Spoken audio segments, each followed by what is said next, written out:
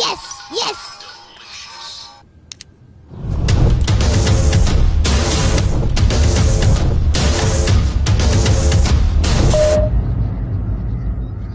नानी नानी रे, ए नानी नानी रे नानी। का रे का हो? मामा फिर से पैसा निकालने वाले। फिर से पैसा निकलने बा कता ना? कुछ ना 10,500। हे भगवान, ये तो लड़का बुझात बर्बादे करके छोड़ी है। यस, केकर मैसेज आ गई मामा के। नानी नानी अब की बार 8,000। हे भगवान, अब तो कुछ सोच ही के पड़ी। केकर मैसेज आ गई। नानी नानी फिर से मामा पैसा निकालने वाले। केता ना 30,000। ना हम खाए ना गुडुआ के खाए दे। हम बता देतनी, देतनी नाना का फोन लगा। ठीक बा, ला। बाला की माई खुश रहा हमार बाबू। सुना ना, ये तो नासपीटा हमनी का बर्बादे करके छोड़ी है। सारा बैंक का पैसा निकाल निकाल उड़ावता। तू कब ले आई बा? माई चिंता मत कर, रिटायर हो गल हई। 2 दिन में रुपया पैसा लेके पहुँचता नहीं। ए बाबू, लागता कि हमनी के दीवाला निकाल के पूरा अनर है का रे?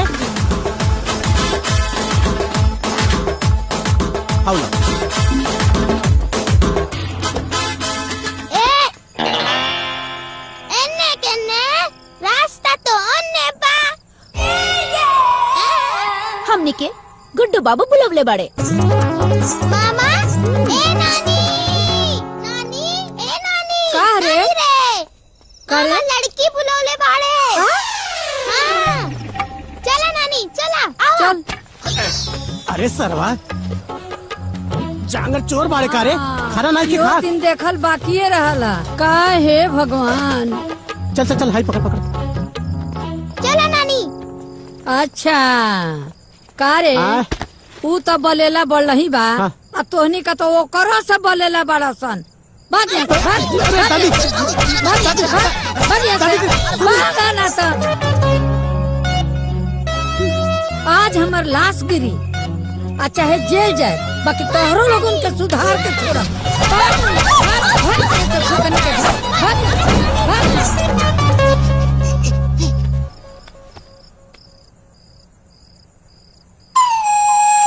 अबे अमर हुए कबे? अरे अनहर, चल नंबर डालकर हम बोला था। नंबर ठीक बा। डालकर हम बोला थे तो के दिखाता बा। हाँ बोल। 52 87 हाँ 12 12 12 12। 12 12। हाँ। हाँ गुड्डू, सब मामला ढंढमंड हो गई। हाँ दादी के ओके। कबे रे? दादी के उठाओ बा। दादी को उठाए खा। हाँ।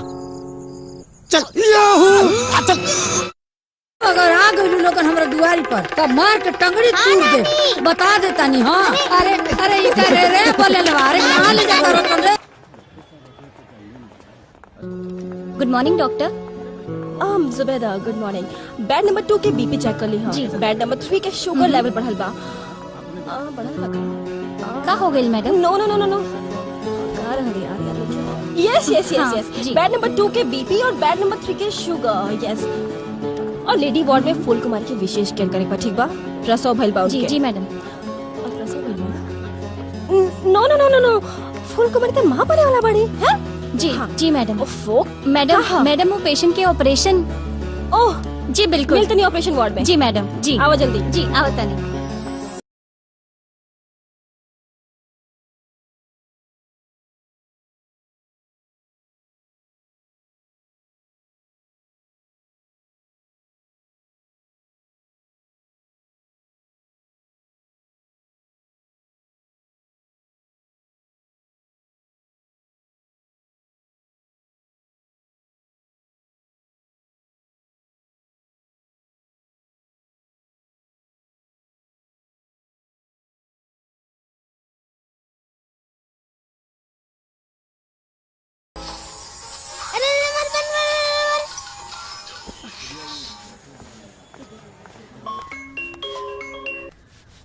हेलो। ए एंटीबायोटिक नानी की बीपी चेक भइल की ना? हाँ काले चेक भइल रहे। काले चेक होई विटामिन। अच्छा ए इडियट, ये बतावा हमारे मल्टीविटामिन किसन बाड़े? के मामा? हाँ पैर जमीन पर है, सर आसमान पर है। आपका मल्टीविटामिन अपने निवास स्थान पर है। अच्छा तब तो आज ही बीपी चेक होई। क्या रे? हेलो। केकर खबरी बनल बड़े? हेलो। केकर खबरी बनल बड़े? क्या हुआ कि तोहरा के काले में देवे के बा? अच्छा। बोला बोला। बगिना ना रहती तो बता देती कि कितना लेवे देवे के बा। बुझा गईल। ए नानी तोर बीपी चेक करे डॉक्टर आई नावत बाड़ी।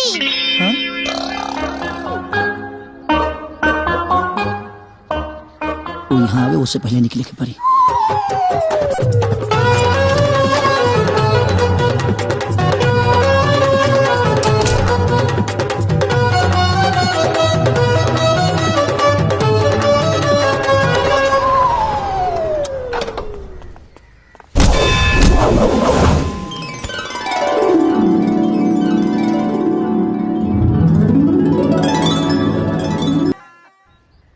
क्या जी आप तो छा गए, बिना कुछ किए ही गोद में आ गए।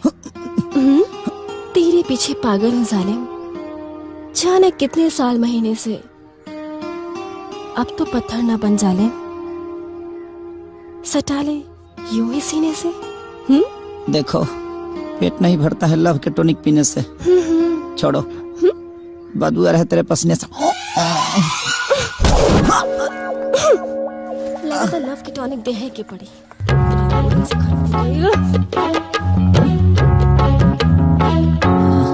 माइट ना रही तो हादसा हो जाता आज।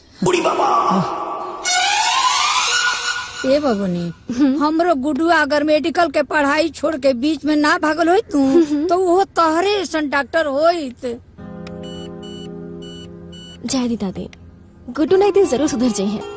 अब का जाने तहरा ओकरा में ऐसन कौन गुण मिलेला, ये हमरा समझ में ना आवेला। वैसे दादी गुड्डू गैलन कहाँ? हाँ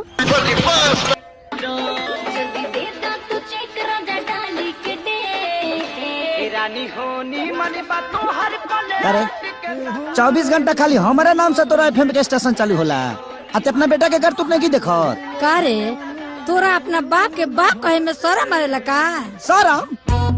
ये इतना ना घिना देला बड़े नु कि का मुंह में करीखा लगावे के मन करता। बतावा ऑर्केस्ट्रा वाली के मुंह में पैसा धरावता रे, आ कमर में हाथ डाल के लपकावता रे। पूछी का से पूछ, अब तो एफएम बंद हो गई। अरे का पूछी, वो अपन कमाई लुटावता, तोर कमाई देखे न लुटावत। हैला तनी मक्खन खा ल, ताकत होई। हाँ ला अभी कहाँ ताकत पाई का, और ये फाट जी है मक्खन खा के। बुझा गई? अब तक ना पूछबे कि कहे ऑर्केस्ट्रा में जाके हिलावता रे। अब हम इनका से ना पूछब, अब हम तोरा से पूछब। रे झुंझुनुआ तनी खाता बहिले होता ले आवे एकरा के सुनाओ। कृपया ध्यान दे। बाबूजी ध्यान दे देब नु तहिया त दुनिया में ना रहबे। अरे बुझा गई? अरे रुक जा। गुड्डू बाबू द्वारा एक हफ्ते में बर्बाद की गई राशि 2,16,000 मात्र है। अरे मत मार रे एकरा के, मत मार। अरे मत मार रे, हाथ कापी। सब रखबे हमार। अरे कुकुर, अरे तू भोगिना के ऊपर हाथ छोड़ बे रे, तोर हाथ कापी रे। एगो बात बताओ, देखब सुधर बे? तोरा नजर में न तो पैसा का कोनो कीमत हो, न तो समय के। दिन भर अपना हमारा यार दोस्तन के साथ टक टक टक घूमत रहा, नाचत रहा। सुधर जो। तोरा से बात करता नहीं, सत्यनारायण बाबा का कथा नहीं क्यों सुनावत? बेटा हमार बदकिस्मती रहे कि उचित इलाज के अभाव में तोहर माई मर गई। सोचनी कि तोरा के पढ़ा लिखा के डॉक्टर बना दी, जौना से केहू के लड़का दवाई के अभाव में टूअर ना हो गए। लेकिन तू तो मेडिकल के पढ़ाई बिचोए में छोड़ के चले आइला। तारा खातिर पैसा के पैसा ना समझनी, पानी की तरह पैसा बहनी, न कबो रोक कहनी न टोक कहनी। जौन तुहार मन करस तौन कैला। बाकी तू हमरा भावना के कबो कद्र ना कैला बेटा। ए बाबू ई तारा भावना के कदर का करी? जब ई तारा के कुछ बुझते नहीं खे तो ई भावना टावना के का कदर करी हो? हाँ तो ठीक बा, ना करे तो कान खोल के सुन लो। अब इन जमीन जायदाद रुपया पैसा घर द्वार कुल तोहार बा, लेकिन बाकी खातिर हमरा सोचे के पड़ी। हाँ सोचे के पड़ी। हाँ सोचे के पड़ी। तो का करब? हमरा के घर से निकाल देब? ना ना। हाँ तो ये नु करब कि रुपया पैसा ना देब खर्चा खातिर? ना ना वो कोनो बात ना। तो का करब? ब्याह करो। हाँ, सुनो तारा काला से हम बियाह ना करब, ठीक बा? ऐसे के हमारा भी खेले खाए के उम्र बा, आ यही उम्र में गाला के फांसी ना लगाएब हम तहरा कहला से। है बेटा। हाँ गलत फहमी में मत जिया। हम तोहरा ब्याह के बात नहीं क्या करो, तब अपना ब्याह के बात करता नहीं। बाबूजी हाँ बियाह करब? हम करब। सुना तारू, अब एफएम चालू ना होई चालू।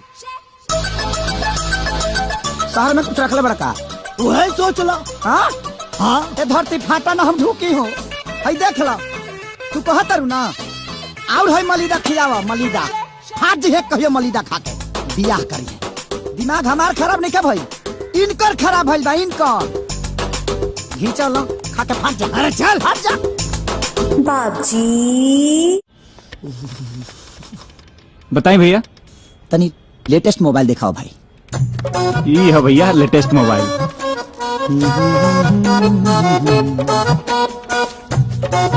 कितना जीबी हो ये में? 8 GB रैम बा।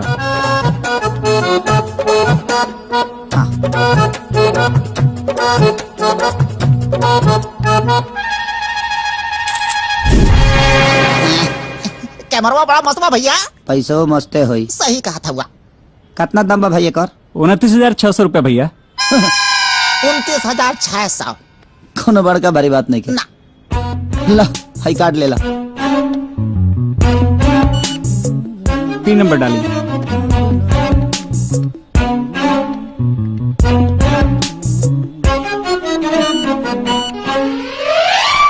कार्ड ब्लॉक बा भैया। हाँ ब्लॉक बा? Card block? एक मिनट होगा।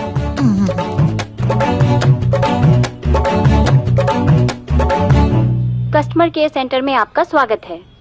जी देखिए वो हमारा कार्ड ब्लॉक हो गया है। आप अपना नाम बताइए प्लीज। जी गुड्डू। गुड्डू? जी जी जी। लेकिन इसमें तो राम प्रसाद लिखा हुआ है। जी हम उनके बेटे हैं, सपुत्र।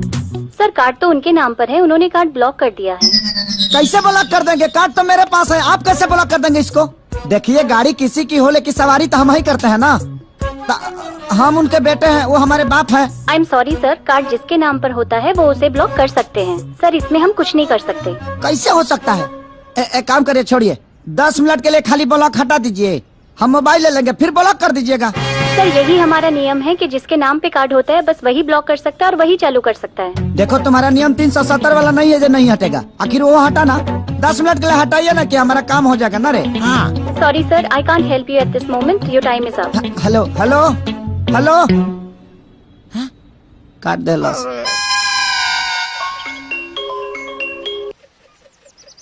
हेलो झुनझुनुआ, हाँ मामा, तनी बाबी से बात कराओ तो। अभी बिजी बाड़े।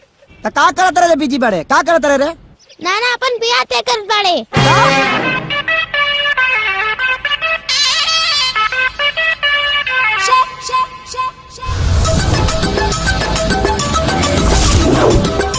हाँ तो जजमान आज से 8 दिन के बाद ज्येष्ठ शुक्ल सप्तमी दिन शुक्रवार तिलक खातिर शुभ दिन बा। क्या बात? और आज से 10 दिन के बाद ज्येष्ठ शुक्ल नवमी दिन रविवार शादी खातिर बहुत शुभ दिन बा। अरे वाह, जय हो, जय हो।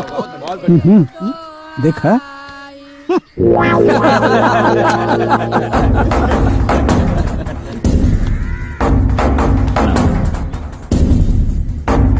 बाबूजी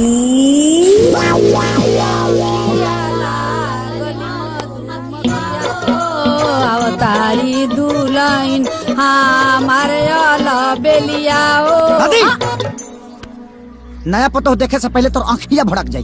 अलबेलिया पतो देखबे, ई का नाटक होता रे? ई नाटक ना है, हमरा बेटा के बियाह होता। हमार पतो हई, हमनी सबके खाना बनाई, गोड़ दबाई, कपड़ा धोई, खियाई, आ हम महारानी ऐसन बैठ के राज करब, समझला? ज्यादा कुछ नहीं हो। राम प्रसाद अब चलल जाए। हाँ। ते मना करबे कि ना? दादी सब लोग जात पड़े। तनी सुन ला, तनी सुन ला, दुल्हन के फूफा तब जइया, तनी सुन ला, तनी सुन ला, दुल्हन के फूफा तब जइया, तनी सुन ला। दादी ई ड्रामा ना छोड़बे। ये ड्रामा ना हरे, अपना दोनों कान के पर्दा खोल के सुन ले, ये हकीकत है, समझ ले। हट जाए के अपना बेटा के आशीर्वाद देवे हमरा के।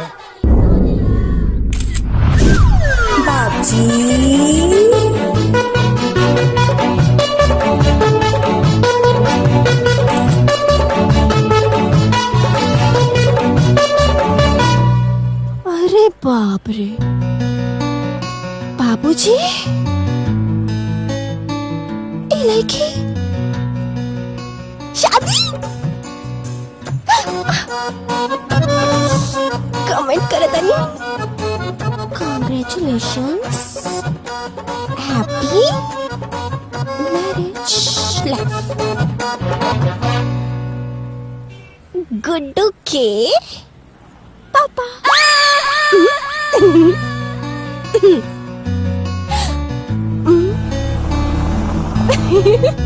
ये गोलुआ। हाँ भैया। तनी हेने आओ, हेने आओ। हाई देख, राम प्रसाद चचा के खेला। कहो ये बुढ़ोती में शादी करता है।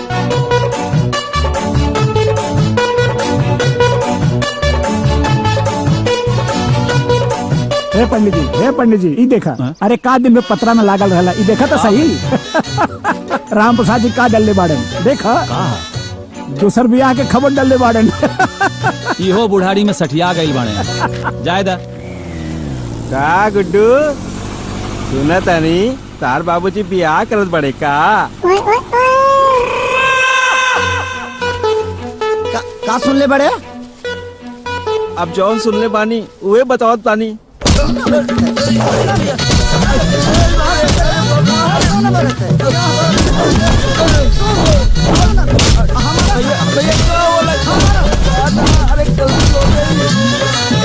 हमारा से कहा गलती हो गई, हमारे बाबूजी बियाह का तरह गलती हो गई भैया। कहाँ रे गुडुआ? सुनले बानी अपने बाबूजी के बियाह में सवलिया तू ही ना बनबे। अरे बाप रे, का चाहत रहा सब फॉरेस्टेशन में हाथे हो जाओ हमार। अरे हो जाओ अरे ना तो ढुक गई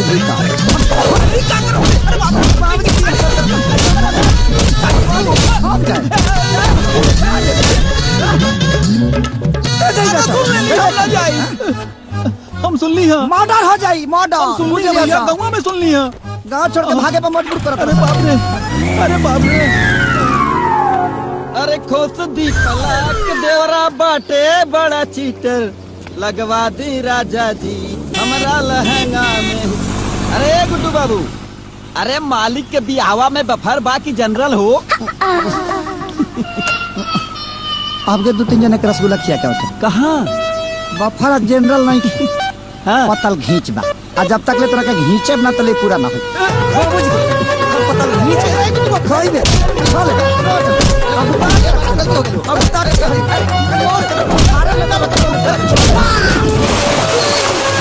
बफर खाई।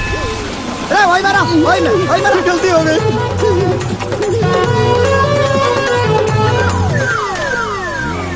अरे का भाई कुछ गलत बोल देनी का हो?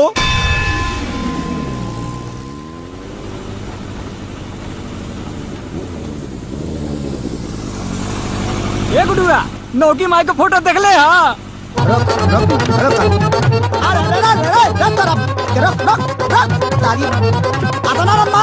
फाट जाई। साफा दिमाग खराब हो गई बा हमार, दिमाग खराब कर ले बरसा हमार।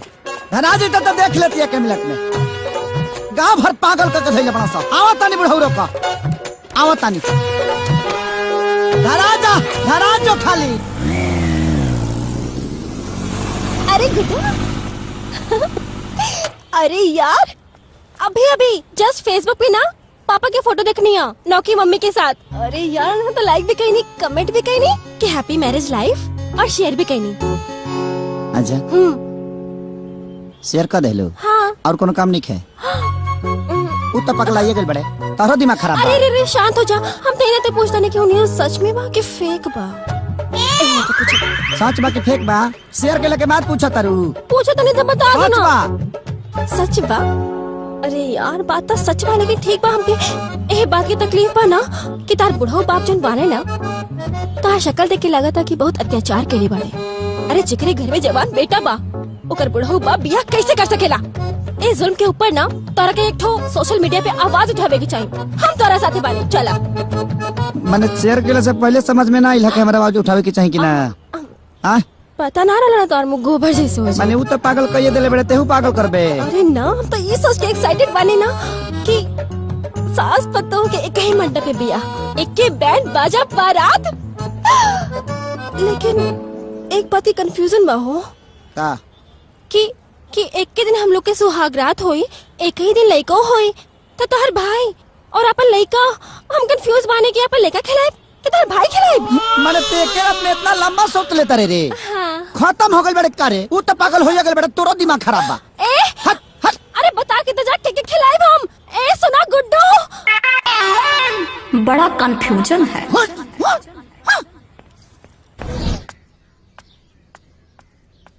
माई खाना वाना बन गइल बा? हाँ बबुआ खाना बन गइल तनी ले आओ, भूख लागल बा बहुत तेज। ठीक बा तनी ले। बहुत तेज भूख लागल बाटे। अच्छा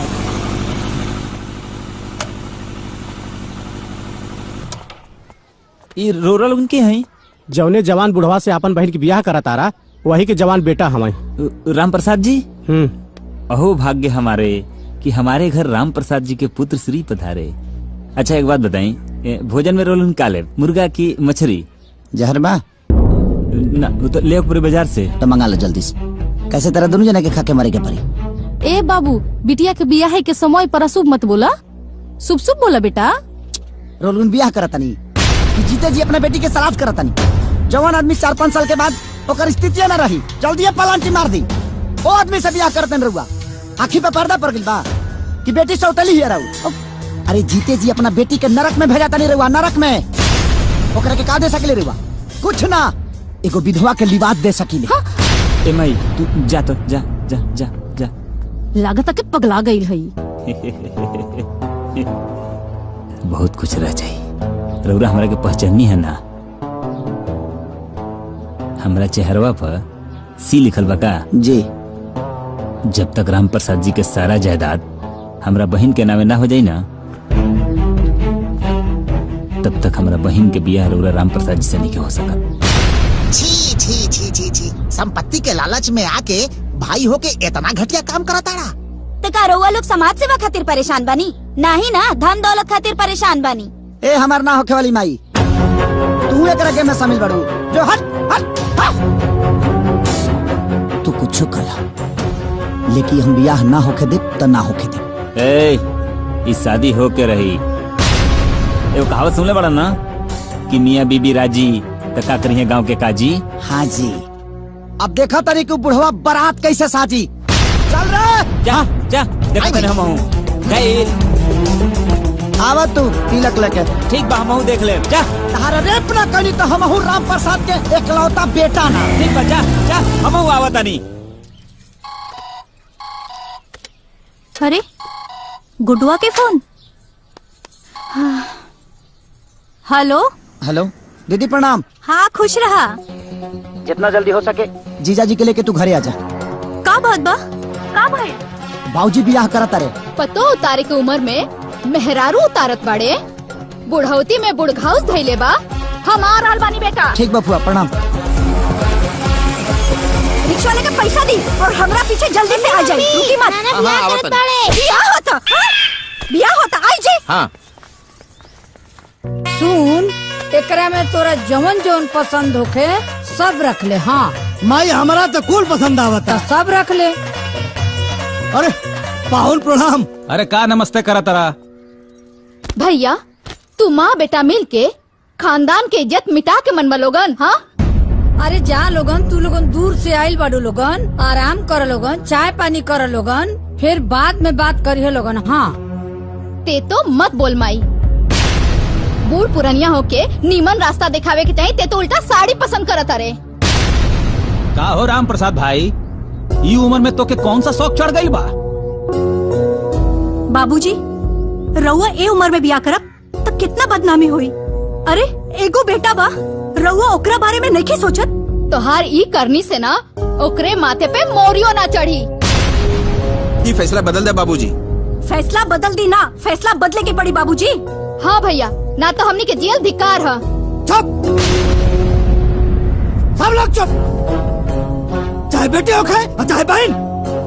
हमरा अपना काम में दखलंदाजी पसंद रह के इसे मुखिया ही अपना ससुराली में दिखाया लोगन। ब्याह के बाद यहाँ कोनो अधिकार नहीं के, इज्जत से ही वालों को इज्जत मिली। आज जब कपाट पे चढ़ बा तो जमीन पे गिराव पे देर ना लगी।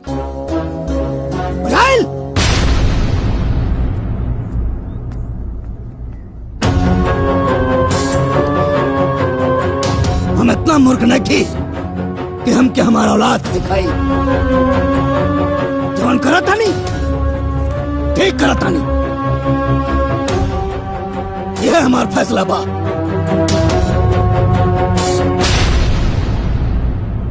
Hello hello mike testing. Hello. ना कभी धोखा दिया, ना कभी गुनाह किया, ना कभी धोखा दिया, ना कभी गुनाह किया। कलयुगी बाप ने बेटे को तबाह किया। अभी तक के दृश्यों से साफ पता चला है कि वो बाप नहीं पाप है। हाँ न तो का मुंह लटका के काहे बैठल बड़ा यार। अकेले अन्ना हजारे पूरे देश के समझा सकेले तो एगो बाप के ना समझा सकेला। समझा के हार गनी, कोनो फायदा नहीं है। तो दुआरी पे अनशन कर दी। अनशन नहीं के लेना, तब हमके कोनो खाई के पूछते नहीं के। अगर का दनी ना तो कनिका और मौका मिल जाये। तब बाप विरोधी वैली निकाल दी। कुछ नहीं क्या हो सकत। अल्लाह के नाम दे दे, मौला के नाम दे दे। मारे मुलात ना अतौला खान के साड़ू भइल बड़ा सर मारा तरह मारे बस सब सर बाहर हो जाई। देख ले हई हसील मोहर बा नए बा। यहाँ हम डिप्रेशन में बनिया तहनी के मजाक सुझाता। हाँ हमार पूरा बात तो सुनिए यार। हम बस स्टैंड पे भिखारी बने छोड़ो कहा नहीं, बाप के परेशान करे वाला भिखारी बन जाओ। घर के दुआरे के सामने रोज अल्लाह के नाम दे दे, मौला के नाम दे दे, बाप के दिल पसीज जाएगा। उनकर करेजा कबो ना पसीज सकेला। बाप के मनावे के बा, पाकिस्तान के ना। एक बार कोशिश करके देख ली। हाँ। कोशिश बहुत करी। वो बाप ना शराब बड़े। अनंजय रघुराज मूड खराब कर दला आज। मन तक करता जे लात से मारी जे हक दस।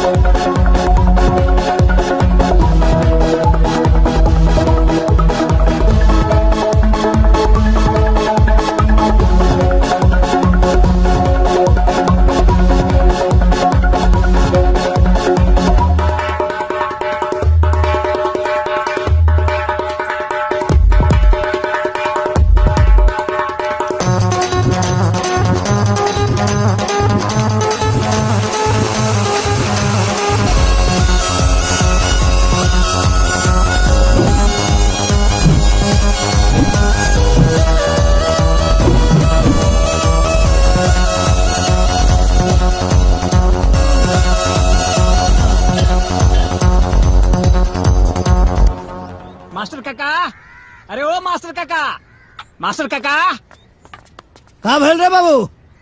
अरे तोहरा के पंचायत में बुलाहट बा। पंचायत? हाँ। के रखोले अरे बेटा? अरे गुड्डू भैया तोहर लइका। गुड्डू भैया? बाप के खिलाफ पंचायत बैठोले बा। हम हो चलतनी भरल पंचायत में उनका कर लतवा सनी ना तो हमरो नाम भानु ना। हाँ माई थका है परेशान होता रे। हाँ हम मानी नू।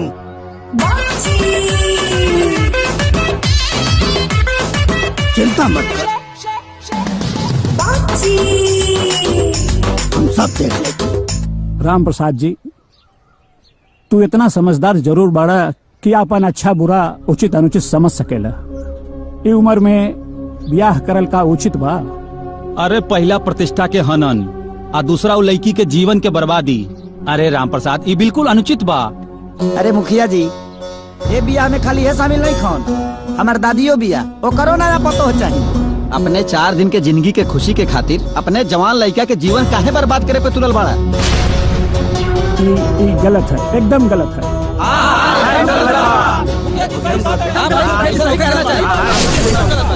काहे गलत है?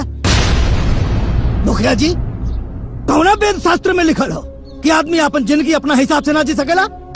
बोला। लेकिन अपना उम्र के भी तो ख्याल रखे के चाहिए ना। अब मुखिया जी पंच के बीच में का बताई? अकेले मिलबा तो सब बात बता दे। और हाली पंचायती के बात तो भाई उम्र में हम ब्याह काहे ना कर सकीला? ब्याह के कोनो उम्र होला का? ही करे तो रास लीला, हम करी तो करेक्टर ढीला। जौन पंच बोलौले बड़ा गुड्डू बाबू, ये हमार बेटा ना हवे, ये हमार बाप हवे, बाप। इनसे बड़ा नकारा हमारा खानदान में क्यों ना भइला आज तक? इनके डॉक्टर बनावे खातिर भेजले रहनी, बीच में छोड़ के चले आइले। पूरे पैसा के सत्यानाशी। इनके पैसा दा देखा हीरो बन के घूमत हवे, जूता कपड़ा सब चाहिए इनके। एटीएम मशीन में से कुल पैसा खाली हो गई। हीरो बन के घूमत हमारा लत्ता बिन बा तू। तुहारू करम बा कि एक दिन तू नकारा बन के घूमबा। ये बेगैरत इंसान हवे। देखा हमारा ही पंचायती मंजूर नहीं की।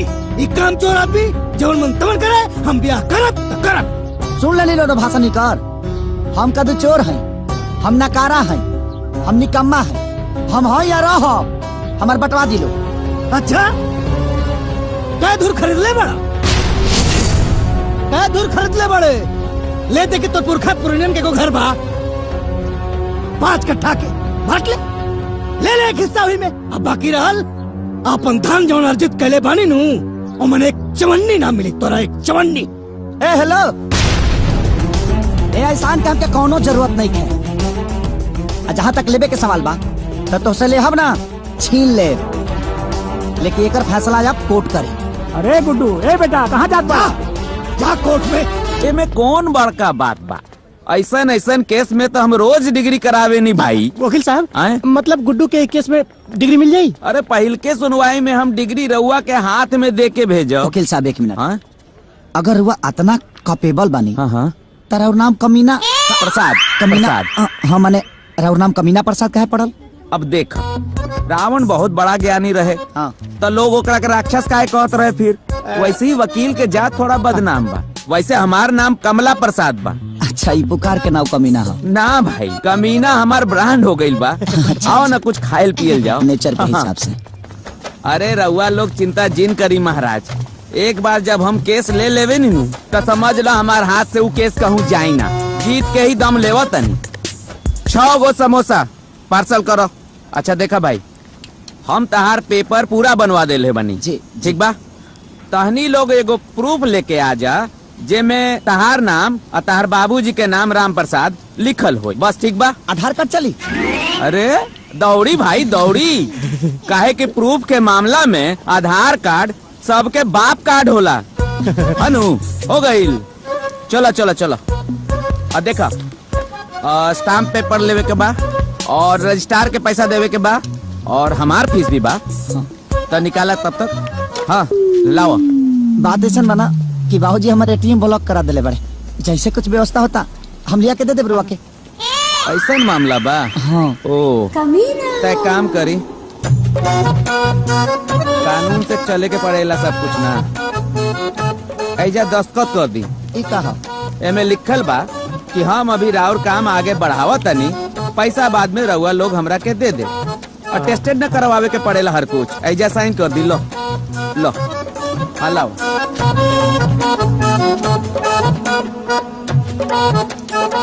ठीक बा जी, चलो। साहब पैसा पैसा। ए भाई पैसा ना देहनी, पैसा दी। अरे यार पार्सल तू लेला तो पैसा हमने के कह के दीजा।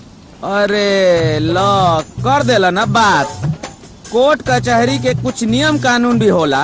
देखो, कोर्ट कचहरी पुलिस थाना के चक्कर में जे लोग पड़ेला, बड़का बड़का राजा लोग के राजपाट बिल में घुस जाला। पैसवा दे दो, रिवाज होला ई सब। एगो बात कही, हाँ तहर नाम कमीना के रखा? अरे कमीना प्रसाद नाम बा भाई। हाँ कमीना प्रसाद जी, ई नाम रउर के रखल? नाम हमार कमला प्रसाद बा। कमीना तो ब्रांड हो गईल बा। पैसवा दे दी, ना समझ में आई। दो ना भाई पैसवा। क्या पैसा भाई? 50 रुपया। ली लाओ। पुरानका अकाउंट वाला भी क्लियर कर ली। अच्छा, हनु चलो आओ। अरे चलो भाई, कोर्ट कचहरी में तो झेल।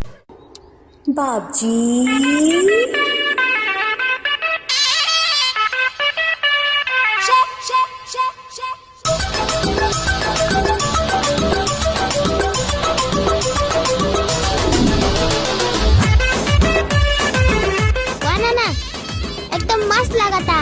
हैंडसम लगाता नहीं बेटा? हाँ बहुत हैंडसम। अरे तेरा नाना हैंडसम है ही है। क्या होता? वाह नाना वाह। ओ तहे बुढ़ाऊ के जेंटिंग पेंटिंग होता है। बुढ़ा किसको बोला जी? आई एम नॉट बुढ़ा। बुढ़ा होगा तेरा दद्दू। I am Ram Prasad. ओके? हाँ जी। नाचवा में का कहला सानन जे? हाँ तो गौर करिए। सीमेंट बालू से कभी मकान नहीं होता, बिना सीमेंट बालू के कभी मकान नहीं होता, और काली कितना भी पोत ले कोई बुढ़ा कभी जवान नहीं होता। हमने के पुरानिया लोग कहला कि जवन जवानी में कल जाला तो बुढ़ापा में भोगे के पड़ेला। और जवन बुढ़ापा में कल जाला जवानी में भोगे के पड़ेला। बुढ़ापा में से जवानी में केंगा जाई रे? उनकर वाला गोलियां ते खतरी मारे नीचे से निकल जाई, बुझाई? कितनो लाल लगाम लगा ले केहू, लेकिन घोड़ी ना मिली। अच्छा पुरानिया बैल के कितनो चोकर खिया दे केहू। अच्छा ज्यादा ना जोती।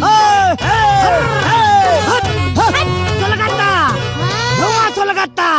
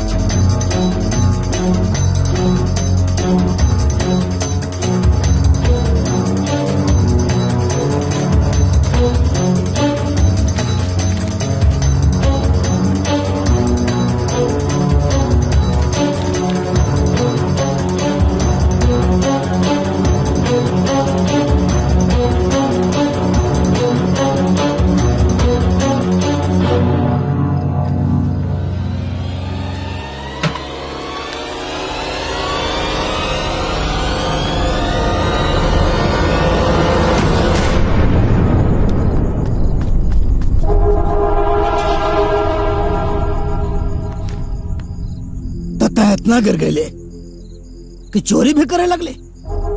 कच बात देखा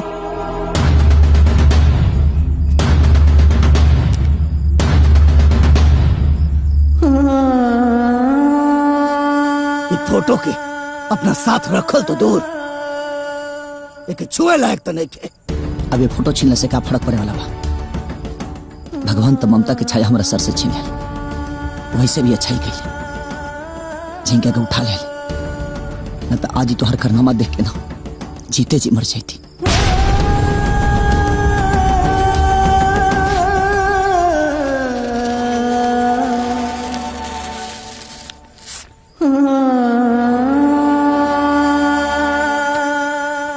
ऐसे भी ये फोटो की जरूरत तो हो क्या अपने की।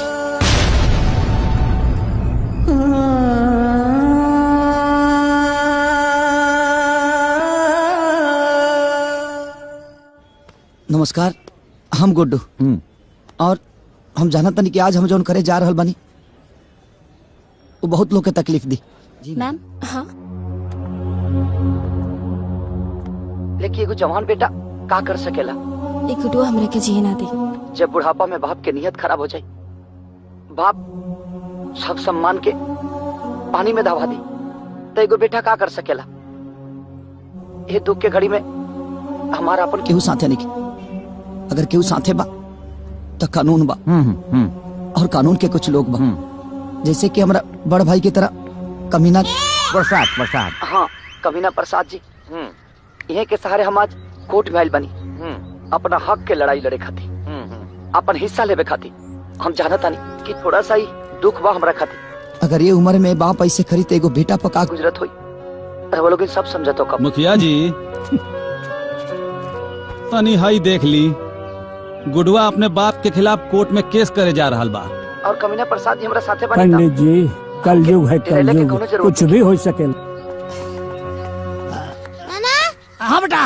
मामा तोहरा पे केस करे बाड़े। नानी केस कैले बा? नानी मामा नाना पे केस करे बाड़े। हाँ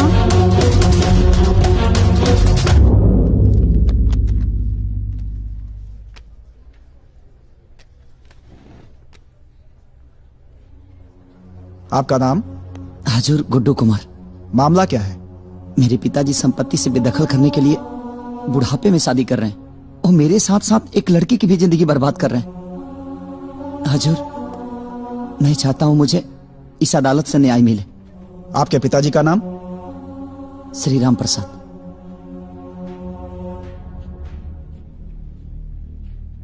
आप झूठ बोल रहे हैं। क्या? आधार पे आपके पिताजी का नाम श्री राम सेवक प्रसाद है।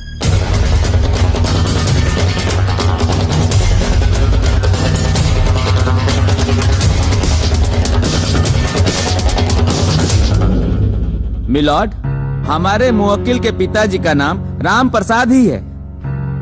आधार कार्ड में टाइपिंग मिस्टेक की वजह से कुछ गलत प्रिंट हो गया है। गलती चाहे जो भी हो, लेकिन इस आधार कार्ड के साक्ष्य के अनुसार राम प्रसाद गुड्डू के पिता नहीं है। अब इसलिए अदालत गुड्डू को अगली सुनवाई में असली कागजातों के साथ उपस्थित होने का हुक्म देती है। Court is adjourn. हो जाए बाद में हुई हो जाए। आवो तो सही, आवो। डांग के पेपरे तैयार ना रहे और चौल देला अदालती कार्रवाई में भाग लेवे खातिर। अरे पहिल के सुनवाई में जज साहब के शक हो गई ना यार। अरे यार ते में हमार कौन गलती बा? आधार कार्ड हमारे घरे बनेला। कौना दुनिया में रहेला महाराज? हतना दिन से आधार कार्ड लेके पॉकेट में घुमा तोड़ा, ओमे का लिखल बा ना लिखल बा लौकल नहीं खे कबो। डॉक्टरी पढ़े वाला और आधार कार्ड न देखला अपन। अरे पहले ही सुधर गईल रही तो अब आज ही लफड़ा न भइल रही। अरे तो पहले ना सुधरल तो अब सुधर जाई। हाँ चल आधार कार्ड ऑफिस पर। सुना ये आधार कार्ड ऑफिस सेकेंड सैटरडे के हाफ टाइम हो गई, मतलब बंद हो गई हुई। अभी बहुत जोर से भूख लगल बा, दबा के खाए के मन करता है। भूख लागल। एगो काम करस, तानियो को खा लिया सा और किलो साहब के भर पेट खिया दिया। ठीक है। ए भैया पैसा वकील साहब दे दे। ए 3 प्लेट छोला भटूरा। अरे ना हो, चाय 3 गो चाय। हाँ भाई, हम अपना पैसा से खाली चाय पिए नहीं, बाकी सब क्लाइंट देला। बैठो। कमीना। बस पार्क कर। आज काम हो जाए ना? हो जाए। क्या बात है? ये आधार कार्ड में फादर्स नेम करेक्शन करवाए के बा। हो जाएगा तो कर दीजिए। रजिस्टर मोबाइल नंबर है ना? हाँ है। जो करेक्शन करवाना है लिख के दे दीजिए, 1 हफ्ते के बाद हो जाएगा। अरे यार 1 हफ्ता बाद अब तब ले तो के पता बस सारा खेला ही बिगड़ जाए हमारा। अरे भाई ये सब काम यहाँ नहीं होता है, सरकार के पास भेजना पड़ता है और टाइम लगता है, जिसके कारण तब तक अपना खेला चलाइए। आप समझ नहीं रहे, हमारे जीवन का सवाल हो, हमको अभी चाहिए। अरे यार गजब पागल हो, तुम्हारे जीवन का सवाल है, मेरे जॉब का सवाल है। सरकार से सैलरी लेते हैं, तुमसे नहीं, समझे? अब एक प्रोसेस होता है, एक प्रक्रिया होता है सरकारी काम में, तब जाकर वहाँ पर काम होता है, समझे ना? बाद में आइएगा। सरकारी यार बता बा, कहीं पति के नाम गलत, कहीं पिता के नाम गलत, कहीं पिता के नाम गलत, पूरा जीवन सरकारी दफ्तर में बुला के नाश कर रहे हैं। अरे भाई बाहर चलिए, बाहर चलिए। चलो अरे बाहर चलिए। एक मिनट। अरे भाई चलो, सॉरी चलिए आप लोग। चलो बाहर यार, बाहर चलो यहाँ से। चलो पगला गइल बड़ो, पूरा पगला गइल बड़ो। अरे यार तो का करिया 4 गो केस और ठोका जाई नु तो आदमी बन जाइबो। देखा तेरा केंगे बतिया होता बुझाता कि प्रधानमंत्री के कुर्सी पर बैठल। हाँ तो जान ले ले बका। हाँ जान तो का करी। चलो चलो 2 गो चाय दी। तहार शरीर के खून में जे ढेर उबाल मारा तनु ओकरा के थोड़ा कंट्रोल में राखल करा। अरे आधार कार्ड नहीं खे त राशन कार्ड बा, स्कूल के सर्टिफिकेट होई, बैंक के कागजात बा, अरे वोटर आईडी कार्डो बा। इस सब में से कोनो एगो कार्ड हमरा के चाहिए जो सरकारी होखे। जल्दी से जा घरे और लेके आवा जा। हमारा आधार कार्ड चली। वाह आज दिन में पहिलका बेर बढ़िया काम कैले बड़ो। तोरा आधार कार्ड पर हमरा बाबूजी के नाम बा? हमार बा। तो कैसे चली? अरे भाई एक दिन में एक गो अच्छा काम कइल जाला। दूसरा काम आधार कार्ड। एक काम कर तू जल्दी से जा कटवा लेके आवा, सरकारी होके के चाहिए बस। एटीएम कार्ड चली।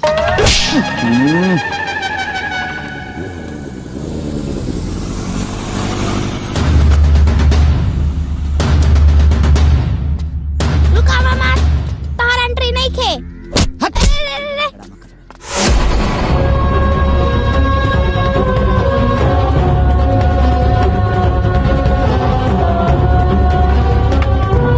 जाना तरे दुनिया में 2 तरह के औलाद होला।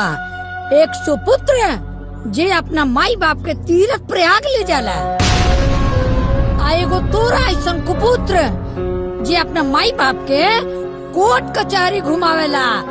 समझ ले? खबरदार जो ये घर में घुसले।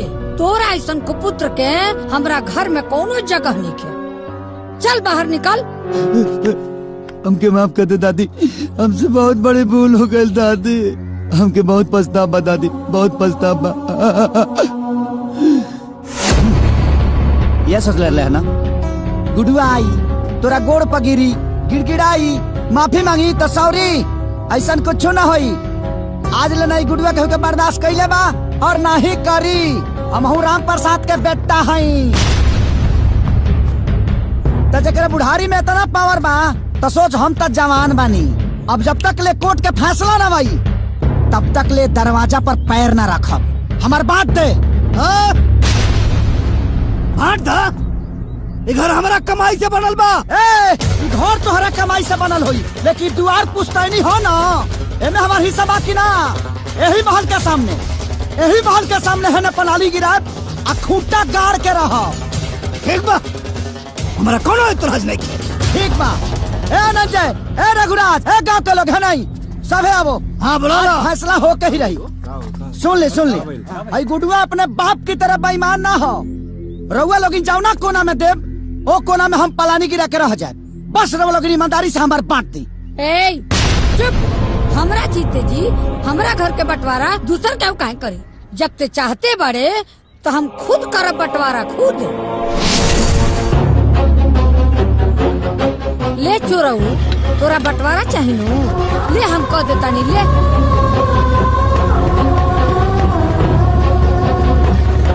ए दादी ये तू बहुत गलत करत तारू। हमारे गुड्डू भैया के भगवान राम जैसे बनवास भेजे तारू। गलत करत तारू दादी। हमार बात तो सुना।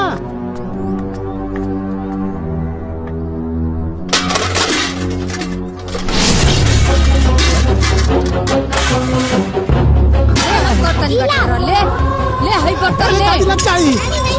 भाग रे रघुराज। कोना ले ले और चाहिए ले और ले बर्तन ले इहो ले जो ले हई कुकर है इहो ले जो ले हई थाली है।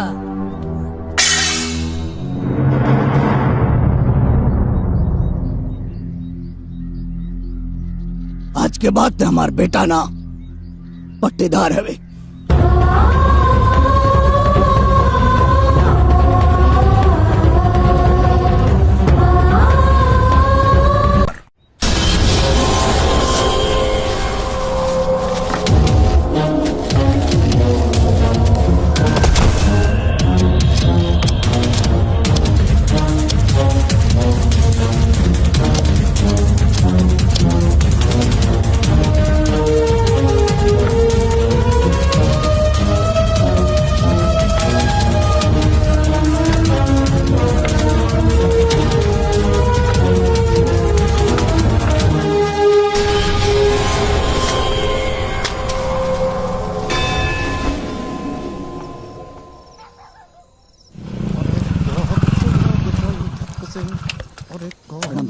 गुडुआ ते ई सब का करत अड़े?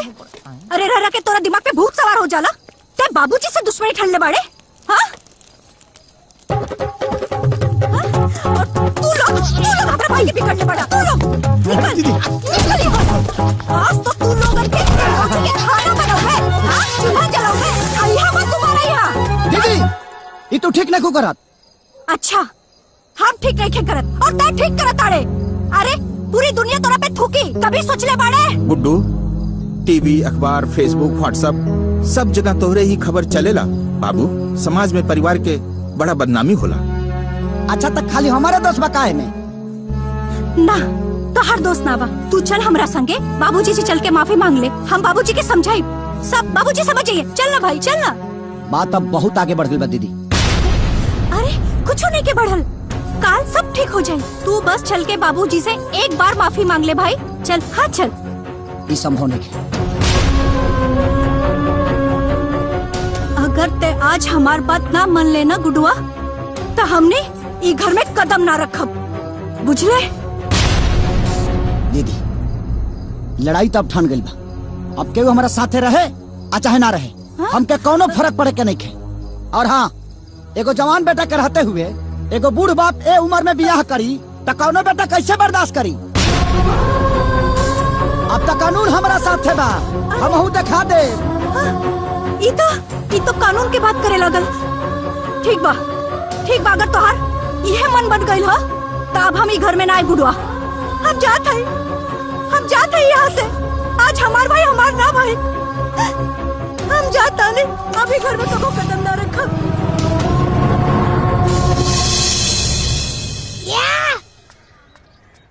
ए नाना।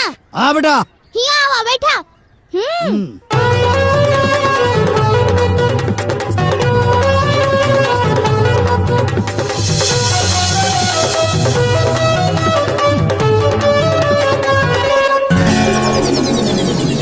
माई। हाँ बाबू। कहाँ गए रहले हरे? अरे गई रहनी है, शगुन उठावे के बा, गीत गावे के बा, हल्दी कूटे के बा, लड्डू बने के बा, बड़ी काम बा। मेहरा लोग को बुलावे गई रहनी है। माई कुल धोती साड़ी आ गई कि ना? आ गए। सही वाला कपड़वा? हाँ सब। जेवर कुल बन गई बाबू। हमार शेरवानी आयल कि ना रे माई? अरे आ गई बाबू। अब मर्सिडीज गाड़ी बुक हो गई हमारा खाते। सब तैयारी बा एकदम।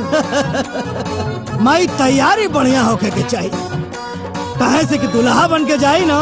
हाँ और तो पूरा जवार देखो।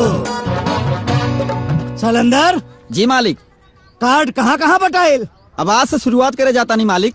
क्षेत्र जवार में केहू के घर बचा के ना चाहिए जी।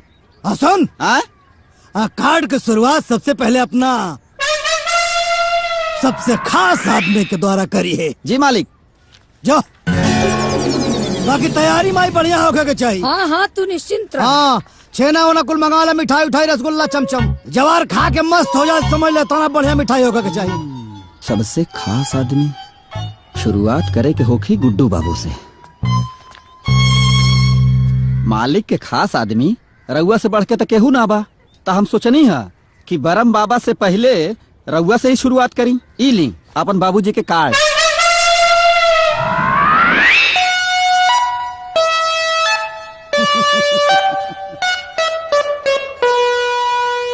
पक्का मूड बना के बाकी आज लात खाई।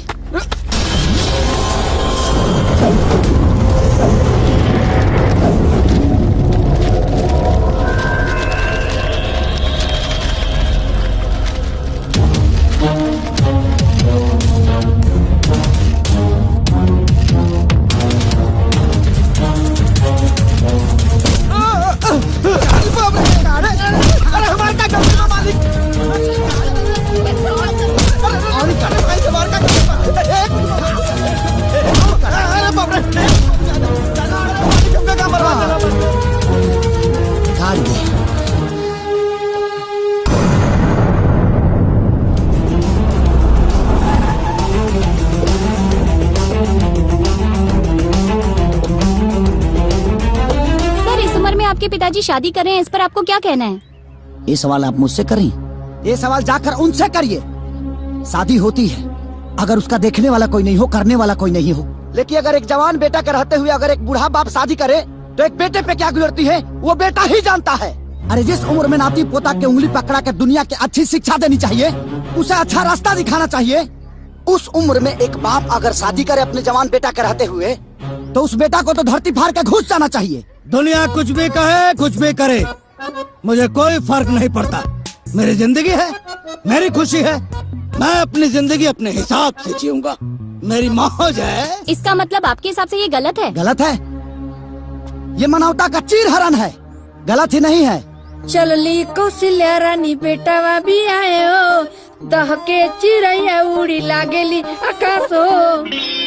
देखिए, ये अपने आप में एक बहुत ही अनूठा केस है। एक बाप को साबित करना है कि ये मेरा बेटा नहीं है, अब बेटा को साबित करना है कि यही मेरे पिताजी हैं। लेकिन हम आपको आश्वस्त करते हैं कि न्याय प्रक्रिया में हमारा पूरा विश्वास है। मैं अपने मुवक्किल गुड्डू कुमार जी को न्याय दिलवा कर ही रहूंगा। थोड़ा सा इंतजार कर लीजिए, कोर्ट की कार्रवाई अभी चल रही है। ठीक है, धन्यवाद।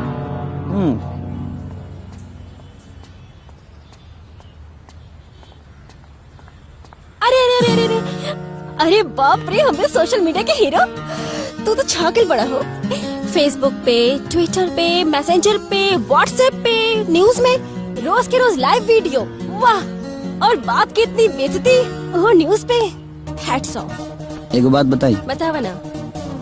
तहर दिमाग हो गइल बा खराब। अच्छा ठीक बा। अच्छा तो क्या अब हमार जरूरत ना, अच्छा डॉक्टर के जरूरत बा। ए जाके कोनो डॉक्टर से इलाज करवाओ, हमार दिमाग मत खराब करो, बुझा गई? तोरा के पता के चाहे कि डॉक्टर के ना डॉक्टर की जरूरत ना पड़ेला। काहे डॉक्टर सीमेंट वालों से बनेला का? हाँ, ओकरा सर्दी खांसी ना होला?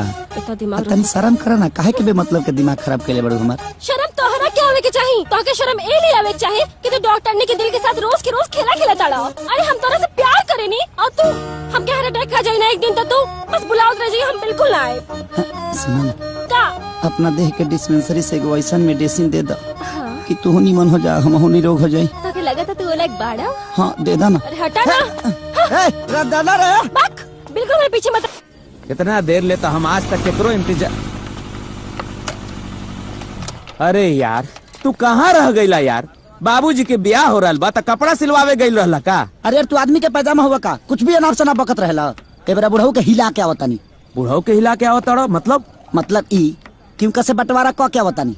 औ का हवेली के सामने ही पलानी गिरले बनी जबरदस्त। और ई बात कह कैल बनी कि जब तक ले केस ना जीतब तब तक ले तोहरा चौकट पर पैर ना रखब। चौखट पर घंटा रखबा, घंटा? और जब चौखट पर पैर ही न रखबा तो घर के अंदर कैसे जेबा? और घर के अंदर ना जेबा तो डॉक्यूमेंट बाहर कैसे आई?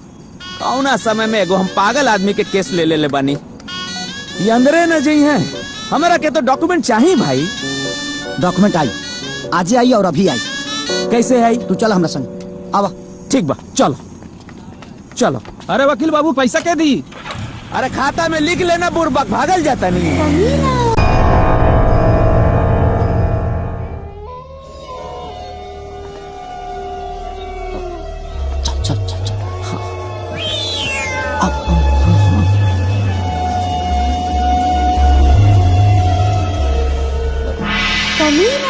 हमरा के कहाँ लेके जात पड़ा यार? अरे यार, कमीना साथ जी। अच्छा ही बताओ, हम अकेले आईती, कोई गो कागज लेके जाती, वो असली हो कि नकली हो, हमके कैसे पता चली? अब तू साथे आई बड़ा, कौन असली बा कौन नकली बा पता तो कर लेबो। वकील तो तारा होके के चाहत। गलती से तू हो गेला। हाँ। अब अपन नाल अपना मुंह में डाला। का डाली? अरे यार, मांस डालो। हाँ।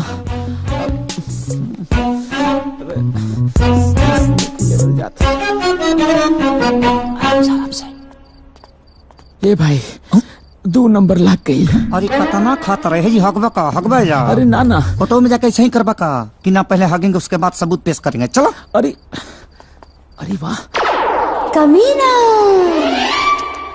अरे यार कमीना, प्रसाद। हाँ प्रसाद। जब तोरा 2 नंबर लागल बा त घुसल जरूरी बा, हगबा है जी। देख के लालच आ गइल है। चल, जना काम खतेल बड़ा भूल गेला। चलो। हाँ।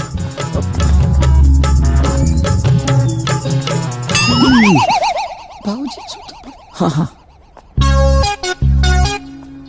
बुझाता बाबूजी निकल गईले। शुद्ध शुद्ध बोला, हमरा बाबूजी हम मारे में हक देबो। सांस नहीं चलो, सांस नहीं चले, वैसा ही वो का करेले। चलो चलो काम कर। अच्छा हाँ। ये में तो दूध के हिसाब लिखल बा। देखो दोसर। हाँ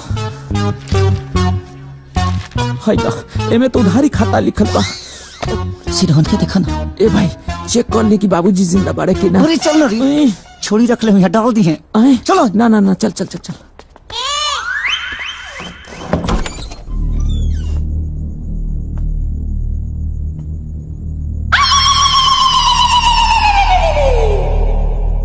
अरे जाना दूसरा तुमको मैं दिखाओ।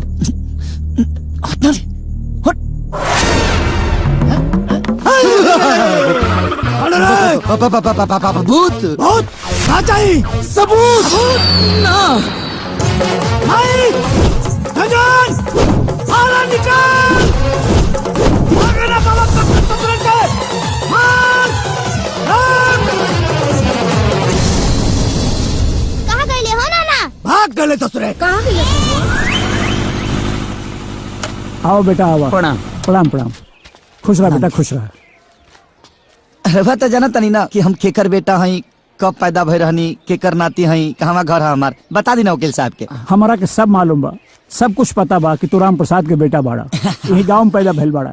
लेकिन बाबू हम कुछ लिख के ना दे, काहे से कि जब तक तू अपने पिताजी के ना लेके आई बा हम कुछ लिख के ना दे। पंडित जी पंडित जी पंडित जी पंडित जी प्रणाम। रवा तो जानते बानी, रवा हमार कुंडली बनवले बानी, ऐसे मैंने दादी कहले। रवा तो जानते बानी ना, तो रवा बताई ना वकील साहब के। अरे बेटा तोर हम कुंडली तो बनैले रही, लेकिन जौन साल तोहर जन्म भइल रहे ना उस साल बहुत बाढ़ आयल रहे। अब बाढ़ कौन साल आयल रहे याद नहीं खे बेटा। हाँ हाँ पंडित जी बाढ़ तो हर साल आवेला, तो हर साल ही पैदा भइल रहलन। तू ज्यादा पढ़ल बड़ा का? अरे अब किससे 5 साल पहले बाढ़ आयल रहे। ठीक बा। और ओकरा 3 साल पहले बाढ़ आयल रहे। 8 साल हो गए। कौने साल के बना दी हम? काश बाढ़ में हमार अरमानो दह गए रहित, है दिन ना देखे के पड़ी हमके। अरे हो जाई भाई, हम बनी नू मैंने यही ना होई ना ना कुछ करत नहीं। अच्छा सुनी ना मुखिया जी, हम सारा पेपर बनवा ले बनी, रउआ खाली एहिजा दस्तखत कर दी, बाकी सब हम संभाल ले। तू हमारा से वकील ही झाड़त बड़ा, हाँ वकीलगिरी दिखावत बड़ा। जाके राम प्रसाद जी के ले आवा, हम जहाँ कहवा वहाँ साइन कर दे, बुझला? जा पहले उनका रख ले क्या हुआ, जो यहाँ से। अब की बार बार आई नू तो रउआ लोग गांव में रही जा। अब चली चली।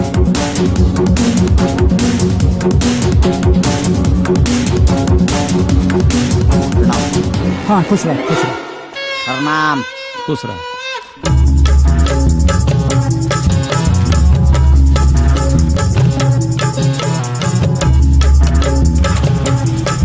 बैठ जाए हम। हाँ। अरे गुड्डू बाबू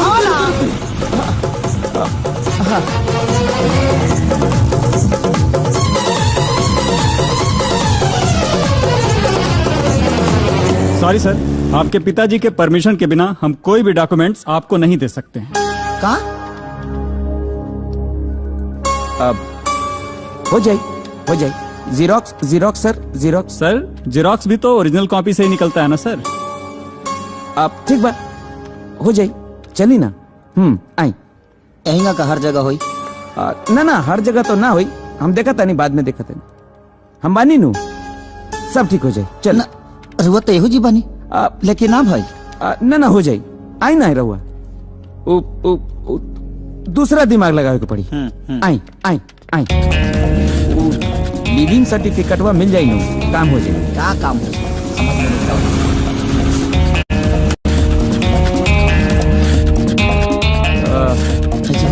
हाँ। क्या बात है? हमको सर्टिफिकेट चाहिए।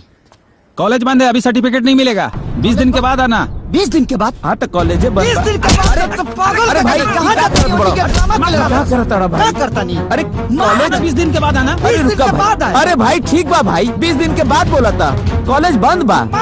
अरे भाई तू जा। जहाँ जाता है सब बंद रहता यार। तू चला यार, चला। सब हमारा बाबूजी के करनी है। अरे फोन करके सब ड्रामा कैले बड़े। अरे यार कॉलेज बादों में आई बता, सर्टिफिकेट ना मिली।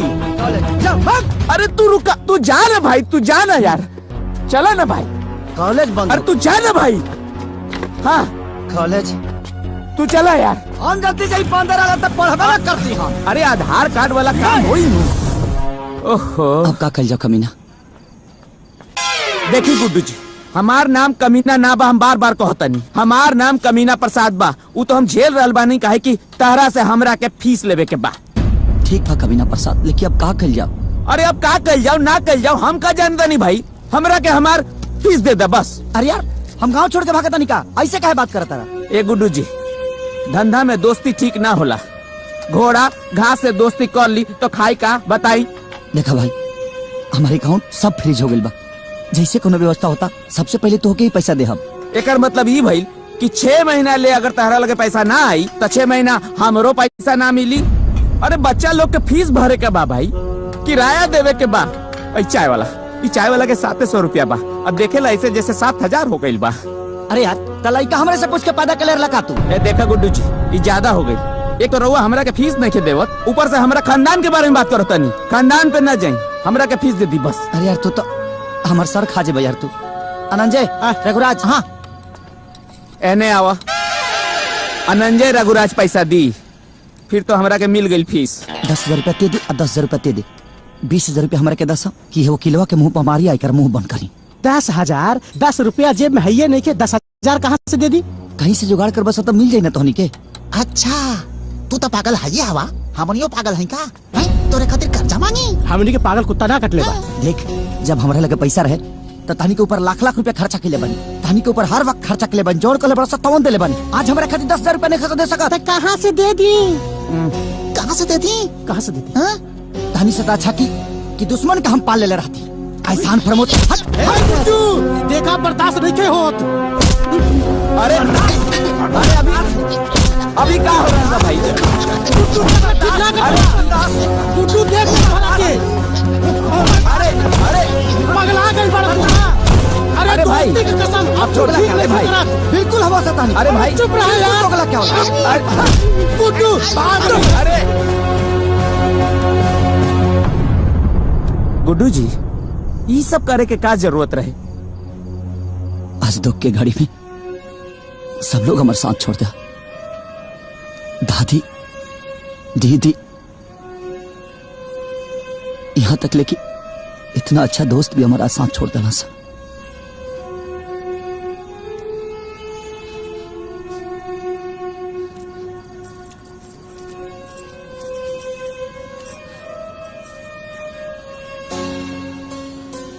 और आज माई से भी साथ छूट रहा बा।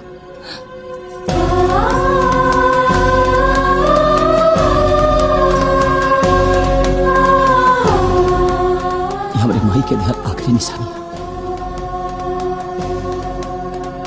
एकरा के बेच के अरे वो अपन फीस ले ले। वो सब तो ठीक बा, लेकिन डॉक्यूमेंट्स भी लावे के पड़ी। जी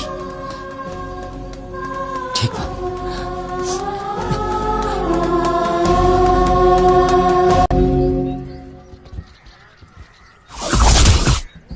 गुब्बारा तनी और मंगा दे रे। हाँ, सामान पूरा आ गई? हाँ आ गई। आगे कितना? हाँ बहुत ज्यादा हमार खाना खाए वाले आवत हवे। पूरी व्यवस्था टाइट होके के चाहिए। बाकी सजावट तो गजब भइल है बाबू। मने पहल कहो बियाह में इतना सजावट ना भइल रहे। मन प्रसन्न हो गई एकदम हमार। क्या बात। संजान इधर आओ। बेटा माई से जाके कह दो कि गांव के जमन कुल मेहरारू आयल बानी नु। आगल बानी। तो गीत गाड़ी शुरू होको। ठीक हो। बाकी प्रोग्राम शुरू होको। ठीक है। आई बतावा हमके ब्यूटी पार्लर जाए के रहल हो। वो काहे खातिर नाना? मेकअप करावे खातिर। तो हमार गड़िया आयल की ना? फोन कइले बानी। अच्छा आवत होई। जा अंदर जा, तेरी माई के बोलता। जा जा जा जा। ठीक जा। बाकी तैयारी तक जब बाड़े अरे देखत ना रहा काम चोर कह के जल्दी जल्दी निकाला। ये झोला लोग ही क्या करता? अरे लाठी ला रे लाठी। अरे चाचा ला मारा यह मारा के लिए। चचा चचा केकरा बोल रहे? अरे भैया भैया चाचा भैया चचा, भैया चचा, भैया चचा, हे बुद्धा, चचा भैया, बुढ़वा जवान, बुढ़वा, अरे मालिक मरता कहाँ बुढ़वा जवान क्या होला रे? जवान बुढ़वा। हाय, मतलब आप जवान हो गए बाड़ी। पकड़, छोड़, तोहने यहाँ कैसे आइले ही बताओ। जे अपने हीरा जैसन जवान बाप के छोड़ सकेला, तू हमनी के काहे ना छोड़ सकेला? अभी तिलक बियाह छोड़ के वो पनौती संगे के रही।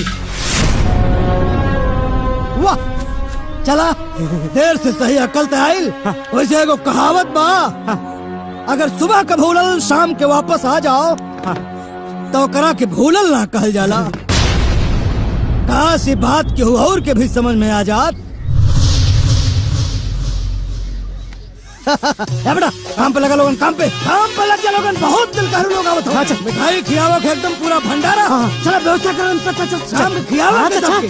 हाँ चल अंदर। जी मालिक। तू क्या करते हो हमारा? कुछ ना मालिक, वही कलसा ढकनी दिया के चक्कर में गया रहनी, वह देख के आई नहीं। सब हो गए? हो गए होते को बात बतावा कि पूरा इलाका जवाहर में खाए खातिर न्योता देला लोगन के। मालिक हाथ देवे जाता नहीं। अरे तो जान न्योता दो जी। क्यों छूटे के ना चाहिए जी। कम से कम 5000 आदमी खाई है जी। ठीक बा। और सुनो जी, जे सबसे खास हो खाए नु ओके तनी पहले बोल दियो। ठीक बा मालिक। जो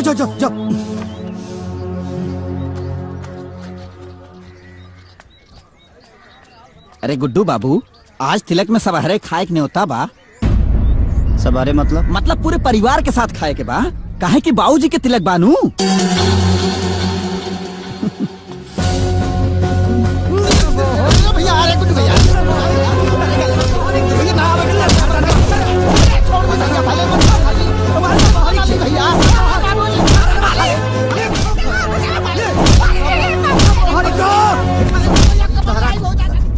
पर्जा पे हाथ मत उठाइया।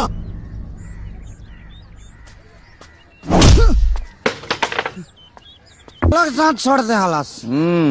हाँ। सब लोग साथ छोड़ दे हलास। जगह सबके लतियानी। हाँ। आज तोरा के लतिया। हमरा के गाय खातिर लतियावल जाई। अरे तोरा के ना यार, दारू के। हाँ, दारू के लतियावल जाए। बहुत बेकार चीज होला दारू। जैसी पेट में गईल बा, नशा चढ़ गईल बा, भूखो लाग गईल बा बहुत जोर से। तय बड़ा खाना कहाँ मिले? घरे तो तिलक भोज हो ही रहल बा। प्रसाद भाई, नाम प्रसाद, कमीना प्रसाद बोल लो। अच्छा भले याद दिला देली। चल तिलक। हाँ भोज। हाँ। आज तिलक पकड़ के चल। तिलक में ना रखने तो हमारा नाम बदल दिए।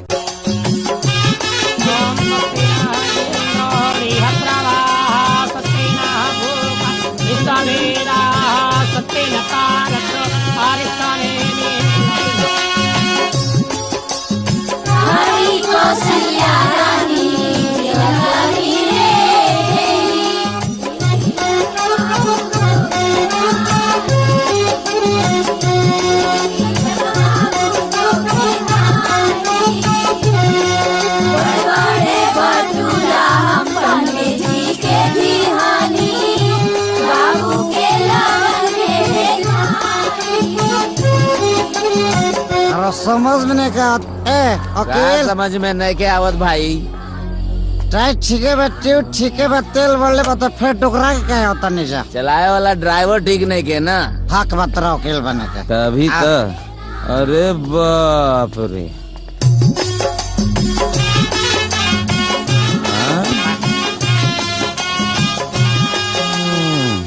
दुश्मन करे बाप ने जो काम किया है। हाँ। बाप के नाम को बदनाम किया। हाँ। तो अंदर रोके। हाँ? तेरा पता बा? पता नहीं के तो। अरे हमरा के पता बा। पता बा तो बताओ क्या पता बा? यही कि हमरा के कुछ नहीं के पता बा। बस रामचंद्र की जय। हाँ भाई पूरी का बढ़िया से। हाँ खाना शुरू कर। ठीक है ना? और सुना जितना यहाँ भाई लोग आये बड़ा ना खाना के नहीं बोला खाए कुछ यहाँ मत। ठीक है? तो अंदर रहा। हरा के नेता भजले पढ़ाओ। अंगे भजला, बीजे भजला, ना गए नहीं। क्या हो? ऐसा ना करने की जब अपने कोई वैल्यू ही नहीं है तो जाने का क्या मतलब है ना? ये खाना जो सब लोग खा रहल बनू। खुशबू बहुत आ रहल बा, जाई हमू कुछ खा ली का। हुकम पड़े था ना ना ठीक बा ठीक बा। ओकेल जान तर रहा हाँ तो सारा झगड़ा के जोड़ के बा के बा ओ के स्माइली बढ़िया दादी दादी। हाँ, हाँ। मन तकर तो जाकर ना अरे पहले एगो केस लड़ रहल बड़ो और दूसरा केस और बुलावे के जरूरत नहीं के। बात ऐसा बना ये बढ़िया चाहत ना तो जी प्लान ना रहे लाल किला रहे लेकिन बढ़िया लगा था भाई, प्लानियो अच्छा लगा तो के माल मिले तब तो बढ़िया लगे। ताजमहल रहे कतक में ना रहे सब बनवा देते लेकिन बुढ़िया के चलते सब भइल बा ड्रामा। सब ड्रामा बुढ़िया के वजह से भइल बा। हमरा थोड़ा बिकलस काका फेकलस पते नहीं खियादे नहीं खियावत लगे बिकले बिया कोनो बात ना। लेकिन आज तिलक ना आज मन तिलक कर देता नहीं। अरे एज बैठ अरे काहे कहाँ आओ तुम देख के कौन कौन वैरायटी अरे आप कुछ करे के जरूरत नहीं के गुड्डू बाबू। ए गुड्डू बाबू गुड्डू बाबू ए गुड्डू बाबू। अरे रघुनाथ दुकान संभाल।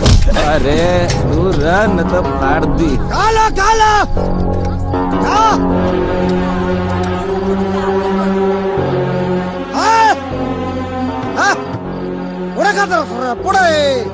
खासा दबा के खासा दोनों चिंता नहीं खे।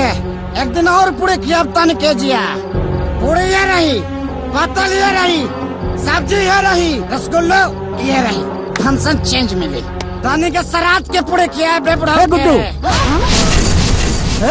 क्या बकवास करत बाड़े? शांत हो जाओ। मुखिया जी लड़बो अगला साल मुखिया जी लड़वा इस तरह के मारा कानून लेके हाथ में घुमाते नहीं बुझा गई। तू ही का करता रहा? शुभ काम में केहू ऐसन करेला? पंडित चुप एकदम चुप। तो कुंडली बने बा हमार हम बाढ़ में पता भरनी बाढ़ में तरह के सुनामी में ले जाए रात संग हरा गया था तेरे। अब इससे बारात ना जाई आरती जाए आरती हटो आरती जाएगा कौन है उधर ले जाओ उधर क्या तो शराब पी के बड़े तोरा शराब पीला से मार बिया ना होई जारा पापी तोरा से बड़ा कमीना ना तकनी आज से सरकारी आवारा साबित हो गईले। आसान हले से निकाल ले जाओ छाती पे चढ़ के बारात ले जाओ हम लेके जाके बारात पापी कहीं के देख लेके सरकारी आवारा हो गया। ऑर्डर और आज के बाद हे बॉर्डर क्रॉस कैला तो टांग काट ले। तो इतार पाकिस्तान के बॉर्डर है का जैया सर्जिकल स्ट्राइक का दबना तू तो जाइबे कर बस साथ में इतार महलो लेके जाना हमारे साथ लेके जाना गलत हो जाई। ए कानून साथ में कोई नहीं बोलेगा। चलो ए जाना हट अरे बर्दाश्त कर पागल बनी। अरे बैठ जा बैठ जा। अरे तलाश कर देता है बात तना मन पे तोरा छाती पे चढ़ के बारात जाई तोरा छाती पे जाई छाती पे छाती रोड है का हमार रोड है। अरे शांति ए रसगुल्ला रसगुल्ला रसगुल्ला रसगुल्ला खेबे हाँ खा ले जितना पैसा खर्चा कर बने सरन से सुलभ आनंद रघुराज। ए ज्यादा बोला तारा तू बोला नहीं हाँ ज्यादा बोला तारा तू गुड्डू ज्यादा बोला तारा तू। कानून के अरे मतलब गुड्डू बाबू इका भक्तर बच गई बा देखा गुड्डू बाबू भैया अरे बाप रे भैया रुका अभी बर्बाद कर देंगे। अरे भाई तुम लोग समझते क्या रे? अरे बैठ शादी करेगा बुढ़वाई शादी करेगा। ए भाई तू चला ए भाई तू चला ऐसे से तू चला तू चला यार। अरे जो कम नहीं किए अरे भाई अरे अरे अरे पूरी अरे चलो चला यार। अरे चलो नहीं अभी बात ऐसे ना फरियाई फ्रीबे ना करिए ऐसे। अरे हमार बात सुने पहले क्या सुने चिंता जिन कर जब कानून के कलम लिखला बंद कर देला नु वैसे से कमीना प्रसाद के दिमाग चलल शुरू हो जाला। हमारा दिमाग में एगो आइडिया आइल बा फिलहाल तो ऐसा से चलो तू नाम बताओ तनी ना ऐसे ना बोल रहे हैं। अरे चल अब भाई।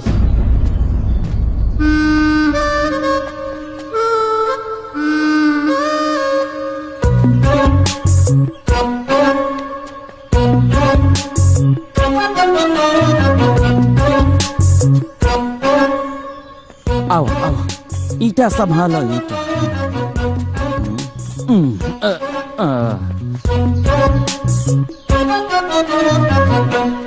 हम शांति के प्रतीक हैं, ठीक है। अरे का करत यार, कोनो काम आराम से सीधा तरीके से ना हो सकेला। यार तो देखा तरा का लिख लेबा कि हम शांति के प्रतीक हैं। काम करला शांति वाला शांति के प्रतीक लिख लेबा। तो ठीक है, ठीक है, ठीक है ना। ठीक है, चलो ना, ठीक है, चलो ना भाई। अरे रहे दो, रहे दो।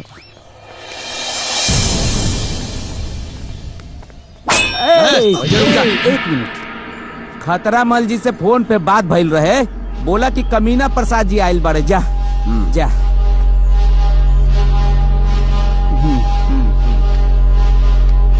खतरा मल।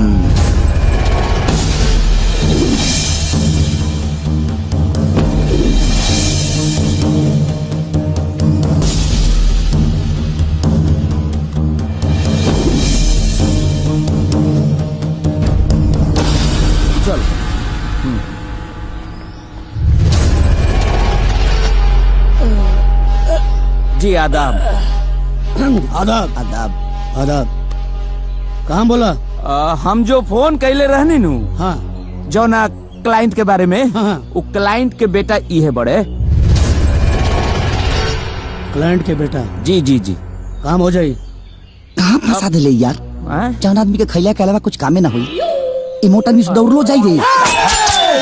अरे भाई मोट समझ के कमजोर न समझा, बुझला?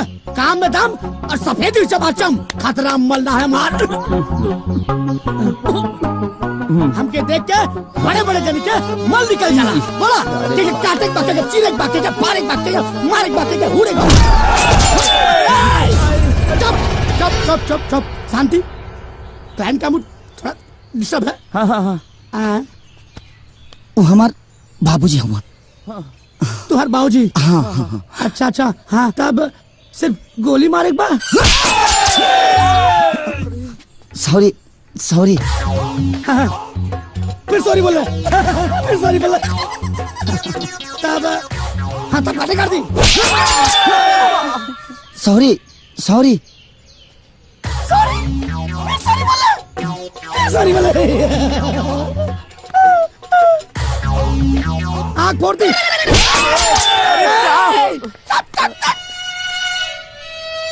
समझा समझा समझा, कैसे समझा रही? हम गुंडा हम क्या बोले था? क्लाइंट के मूड समझा। फिर सॉरी। कितना सॉरी बोले? न काटे के बा, न गोली मारे के बा, उनका के अपहरण करे के बा, वो इज्जत से। इज्जत से अपहरण? हाँ। मतलब गोड़ छुप के उठा के ले चल जावे बा? न पैर छुके, न माने इज्जत से जैसा अपहरण हो सके अपन देख ली। इज्जत से? हाँ। ना हो तो बोला हम कहीं और चल जाते। हो जाए ना, हो जाए हो जाए। पैसा मालता? पैसा वकील साहब बताई ना। अरे जौना आदमी के किडनैप करे के बानू, हाँ, सारा माल तो उनकरे लगे बा। जैसे किडनैप हो जाइहन वैसे सारा माल मिल जाये। हम जितना, हाँ, जितना चाहे फीस में वो रख ली। मतलब पूरा माल हमके मिल जाये? हाँ, सब सब सब सब। हाँ हाँ हाँ हाँ, ठीक है, चलता नहीं। लेकिन इतना छोट काम खातिर इतना बड़ा गुंडा खतरा मल के हो जाए पक्का ना? चलता नहीं। हाँ, मैंने काम हो जाए के चाहिए। हाँ, बाबूजी आदाब बैठ। खतरा मल। मार गई रे।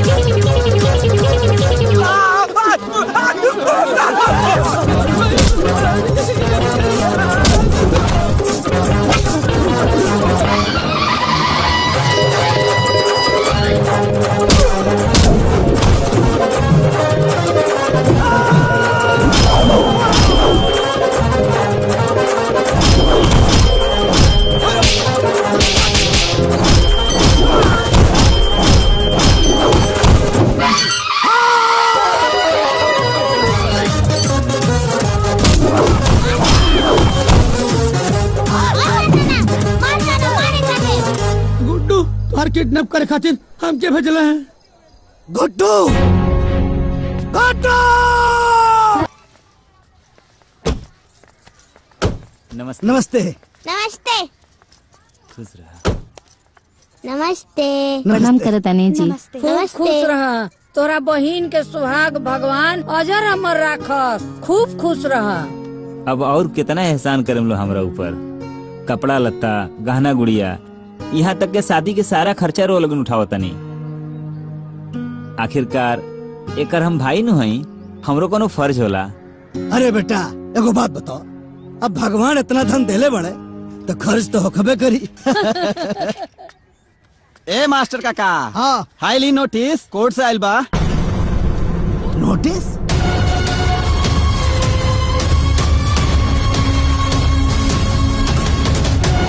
का हो देखा थे। वाह गुड्डू भजले बड़े। हे भगवान, ये औलाद भइल की राक्षस। बतावो, हर शुभ काम में विघ्न डाल देता।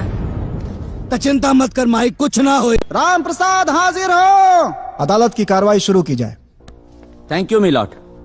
हाँ तो राम प्रसाद जी, जी आपका कहना है कि गुड्डू जी आपके बेटे नहीं है। जी, लेकिन हमारे मुवक्किल गुड्डू जी का कहना है कि वे आपके ही बेटे हैं और आप दूसरी शादी करके उन्हें उनके अधिकार और उनके हक से वंचित रखने का साजिश रच रहे हैं। देखिए वकील साहब, जबरदस्ती दबाव डालकर किसी दूसरे के बेटे को आप मेरा बेटा साबित नहीं कर सकते। झूठ बोल रहे हैं आप। राम प्रसाद जी, आप झूठ बोल रहे हैं। क्या आपने अपने बेटे की परवरिश बचपन से लेकर आज तक नहीं की? बताइए, क्या आपने अपने बेटे का एडमिशन मेडिकल में नहीं करवाया? Objection your honour. मेरे फाजिल दोस्त मेरे मुवक्किल पर भावनात्मक दबाव डालने की कोशिश कर रहे हैं, ये उचित नहीं है। Objection sustained. Thank you milord. Milord, अगर गुड्डू जी राम प्रसाद जी के बेटे हैं तो क्या कोई सबूत है, कोई गवाह है? अजीब विडंबना है मिलॉर्ड। जरा सोचिए कि आज एक बेटे को खुद को बेटा साबित करने के लिए बेटा होने का सबूत और गवाह पेश करना पड़ेगा। मिलॉर्ड, अदालत सबूत और गवाहों के आधार पर चलती है। मेरे फाजिल दोस्त को यह बात पता होगी, वरना कोई भी बेटा किसी को भी अपना बाप कह देगा। मेरी अदालत से गुजारिश है कि ये झूठी मनगढ़ंत कहानी को ना सुनते हुए इस केस को डिसमिस किया जाए और इस फर्जी बेटे का दावा करने वाले लड़के को जालसाजी के लिए उचित सजा दी जाए। क्या प्रार्थी के पास कोई सबूत या गवाह है? है, गवाह है मिलॉर्ड। एक नहीं, तीन गवाह हैं। और मैं अदालत से गुजारिश करूंगा कि हमें उन तीनों गवाहों को पेश करने की इजाजत दी जाए। उन्हें पेश किया जाए। हमारे सबसे पहले गवाह हैं राम प्रसाद जी के गांव के ही सबसे बुजुर्ग व्यक्ति, गांव के मुखिया जी श्री ब्रिजेश त्रिपाठी जी।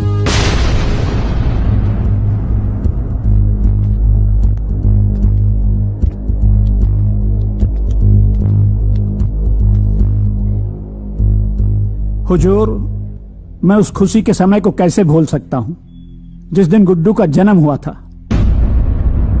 उस दिन राम प्रसाद जी फूले नहीं समा रहे थे। मारे खुशी के इन्होंने मुझे ठूस ठूस के लड्डू खिलाया था, वो भी शुद्ध देसी घी के। Any question please? Yes milord. मुखिया जी, क्या मैं जान सकता हूं कि उस लड्डू का साइज क्या था? हुजूर, माई बाप, मुझे क्या मालूम था कि उस लड्डू की साइज बताने के लिए मुझे यहाँ अदालत में आना पड़ेगा। Silence, silence. अगला गवाह पेश किया जाए।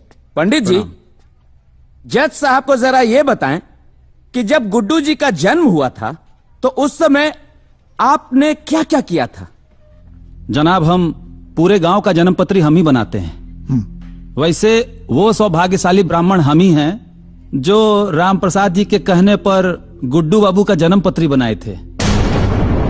और राम प्रसाद जी हमको बहुत इनाम दिए थे साहब। 51 रुपया नगद और एक जोड़ा धोती हमको इनाम में दिए थे। और वो धोती साहब हम आज भी संभाल के रखे हुए हैं। बहुत ठीक है पंडित जी, उस धोती को हमेशा के लिए संभाल कर रखे। बहुत काम की धोती थी वो। अब आप जाइए। देखा मिलॉर्ड, जब गांव में कोई बच्चा पैदा होता है तो वहां दाई माँ का महत्वपूर्ण योगदान होता है। मिलॉर्ड, जब गुड्डू जी पैदा हुए थे तो वहां भी एक दाई माँ मौजूद थी। मैं उसी दाई माँ को इस अदालत में पेश करता हूँ। आइए। हाँ तो दाई माँ, जब गुड्डू जी का जन्म हुआ था तो क्या क्या हुआ था, जज साहब को बताइए। माई बाप, हम ही है जे गुड्डू बबुआ के नार कट ले रही। और सरकार, हमरा वो दिन अच्छे से याद है जब नार के कटाई में राम प्रसाद जी हमरा के सोने के सिकड़ी दे ले रहलन, जो आज भी हम पहिर ले बानी। सुरहो आना सच बा सरकार कि गुड्डू बबुआ राम प्रसाद जी के सुपुत्र बाड़े। अब आप जा सकते हैं।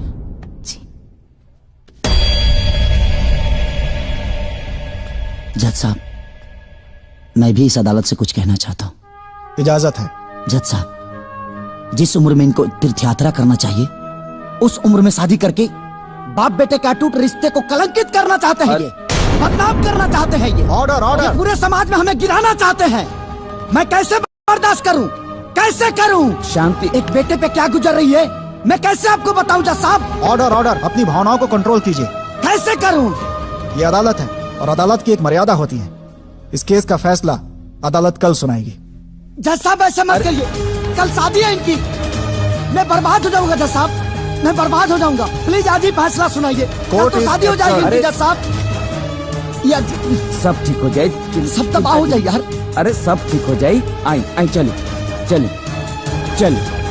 अरे फैसला हमनी के हक में आई, ओकर चिंता। गुड्डू जी, केस की सुनवाई पूरी हो गई, अब निर्णय आना बाकी है। आपको क्या लग रहा है? देखिए, मैं सत्य के साथ हूँ जी। और भगवान कृष्ण ने गीता में कहा है जी, सत्य परेशान हो सकता है जी, पर पराजित नहीं। बेटा तो बेटा होता है। हर बाप अपने बेटे के अंदर राम और श्रवण कुमार की छवि देखना चाहता है। लेकिन वो आपके बाप है, रिश्ते भी कुछ मायने रखते हैं। देखिए, एक बाप बेटा के साथ साथ ये एक हक की लड़ाई है और सत्य की लड़ाई है। और मुझे पता है कि मेरे साथ भगवान है और कमीना प्रसाद। जिस बेटे की परवरिश के लिए, उसकी खुशियों के लिए आपने अपना सब कुछ लुटा दिया, उसी बेटे ने आज आपको कोर्ट तक घसीटा। आपको कैसा महसूस हो रहा है?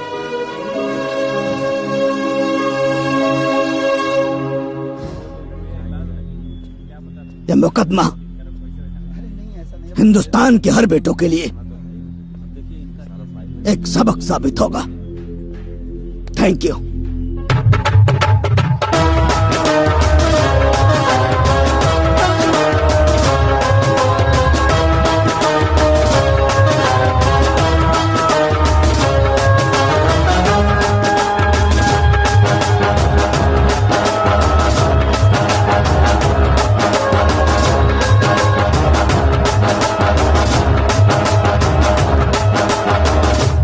प्रणाम।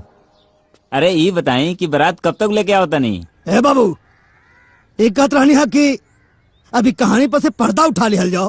का कहनी हो? एक बात रहनी हो कि गुड्डुआ के सुधारे खातिर हमन लोगन जवानी नौटंकी कैले बनी जा, झूठ मूठ के बियाह वाला नौटंकी, ओकरा पर से पर्दा उठा लिहल जाओ बाबू।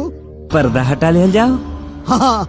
भरी पंचायत में ब्याह के डेट ऐलान करके, तिलक चढ़वा के, गांव समाज में सब जगह कार्ड न्योता बंट गईल।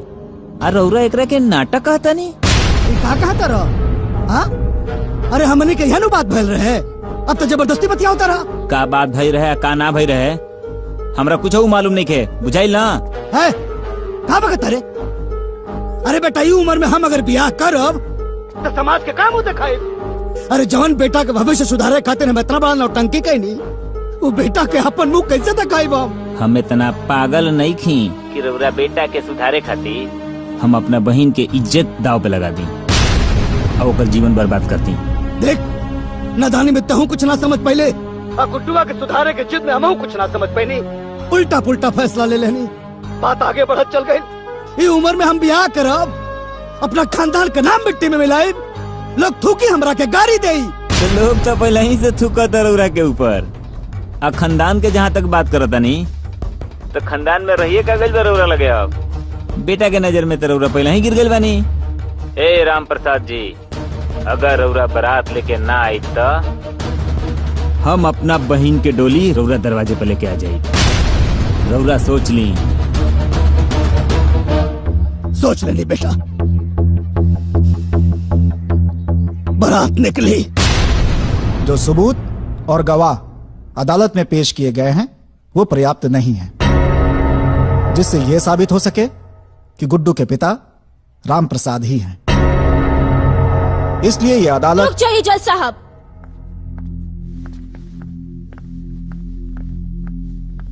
गुड्डू की वोटर आईडी आ चुकी है।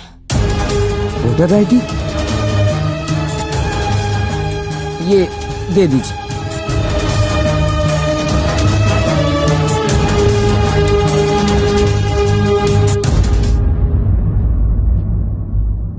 इस वोटर आईडी कार्ड से साबित होता है कि गुड्डू के पिता रामप्रसाद ही हैं। यस। जहां तक इनकी शादी का मामला है वो उनका निजी मामला है, किंतु अगर उनकी शादी से परिवार के किसी भी सदस्य को मानसिक, शारीरिक या आर्थिक क्षति होती है तो वो कानून का सहारा ले सकते हैं। रामप्रसाद जी की व्यक्तिगत संपत्तियों को छोड़कर पैतृक संपत्तियों में गुड्डू का हिस्सा कायम किया जाता है।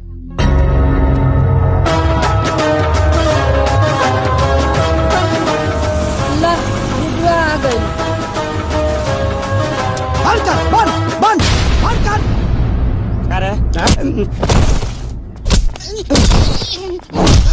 नाचे के बहुत शौक बा। दंदा आई कागजवा दो कागजवा। देख डिग्री हो गई है गुड्डुआ के, डिग्री हो गई। बहुत कमर हिलता ना। अब नागिन धुन बजाओ। नागिन धुन बजाओ। नागिन डांस कर। बंद कर। नाच बिना साउंड का नाच। नाच नागिन डांस। नाच नाच।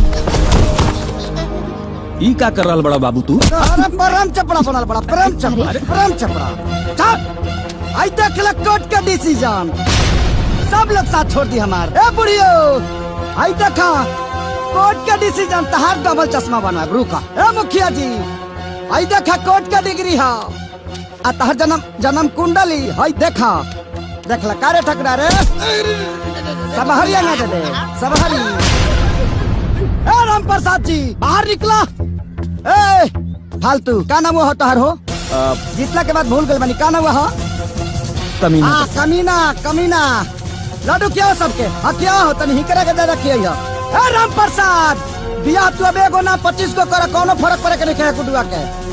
25 को कर, लेकिन कोर्ट कहले बा कि अगर तेरा बियाह से हमरा प्रॉब्लम भई त कार्रवाई तोहरे पर होई। ए बुढ़ियो तू सब तू ही बिगड़ले बड़ू काम सब। ए राम प्रसाद जी बाहर निकला। निकला बाहर।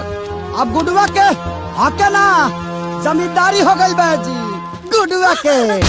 भैया अरे भैया कमान भैया चुप। ड्राइवर खाने मार का हो राम प्रसाद जी? का हो लुका के बैठल बड़ो? लाज लागत मुंह देखा में अब हरिया में। ए वकील हने आवा हने आवा। आई देखला राम प्रसाद जी हरा छाती पर जीत के डिग्री लेके आइल बनी कोर्ट से। तनी एगो वीडियो बनाओ वकील। आई लिखी हो कि बेटा से हार के बाप शर्मसार टाइटल लिह डाली हो। अब समझ में आई। उठा हो अब जमीन जायदाद पर गुडुआ के हक है। उठा उठा ए राम प्रसाद जी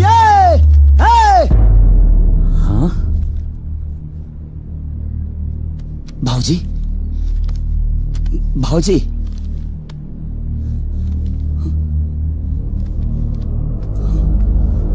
भाऊजी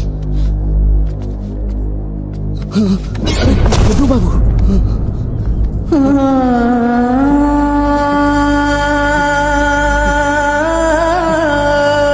बाबू ए हमार बाबू बाबू बाबू का रे गुडुआ आखिर ते हमरा बेटा के खाइए गईले। अरे बाबू हम न जानत रही कि बड़ होके इतना नालायक बेटा निकलवा, न तो तार नार की जगह तार गला काट देती। बाबू बाबू उठाना। वाह भाई वाह, का जमाना आ गया बा। एक ही बाप ये अपना बेटा के जितावे खातिर हमनी के कोर्ट में गवाही देवे खातिर भेजले रहल, और एक ही इदारा एक बेटा जे अपने बाप के मुआ देलस। हे भगवान का जमाना आ गया बा। तोहरा जैसा नालायक औलाद के देख के बेटा आज हमरा विश्वास हो गई। पंचांग कुंडली ग्रह नक्षत्र अरे ये सब झूठ बा बेटा। तो के अपने जीत पे बहुत घमंड रहला ना गुड्डू। ला आज तो जीत गईला। हमार बाबूजी हार गईले, वो हमेशा हमेशा खाते। अरे आज ले हम दोनों साथे रहनी है ना, तो सिर्फ और सिर्फ बाबूजी की वजह से। काहे कि बाबूजी ही कहले रहनी। हमार बेटा अपना जिद और नासमझी के चलते बिल्कुल अकेला पड़ गए लो। ओकरा साथे क्यों नहीं के बेटा? बेटी तू ओकर साथ मत छोड़िया। ओकर साथ मत छोड़िया, लेकिन तोरा साथ निभाओ हमने के बाबूजी हमने के साथ छोड़ के चल गए। बाबूजी ए बाबूजी ए उठिए ना। ए नाना उठा ना। ए नाना हमको छोड़ के ना जाए। उठा ना गुड्डू। बाबूजी ए बाबूजी ए बाबूजी ए गुड्डू ए बाबूजी ए गुड्डुआ। अरे तोरा के सुधारे खातिर नहीं सब नौटंकी कैले रहनी। अरे पगला हम ब्याह करे भी उम्र में बाल काला करे से क्यों जवान हो जाला रे गुड्डुआ।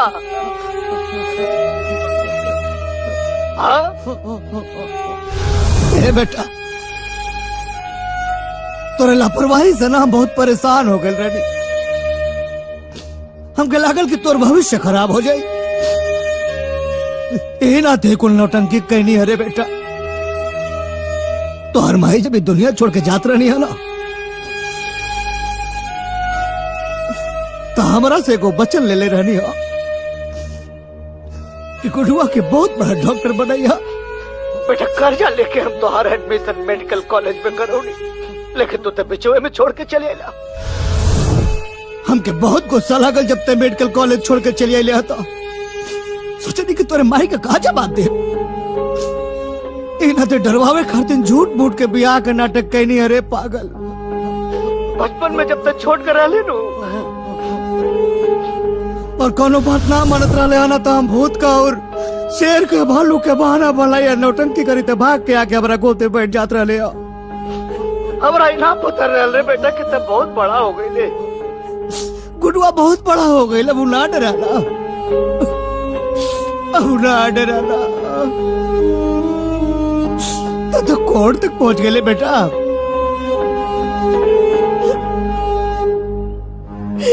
तो कोर्ट तक पहुंच गए रे। यो ना सोचले कि जमाना का कहीं हम तो अपना नौटंकी में फंस गए रे बेटा। अपराध हो गए रे बेटा, हम अपना नौटंकी में फंस गए थे। हमसे गलती हो गई रे गुडुआ, एक बेर लौटा रे बेटा। अरे पगला, तो के सुधारे की तरीका गलत हो सकेला, लेकिन हमारा नियत में कोनो खोट नहीं के। ए गुडुआ, हम थोड़ा बड़ा प्यार करी रे।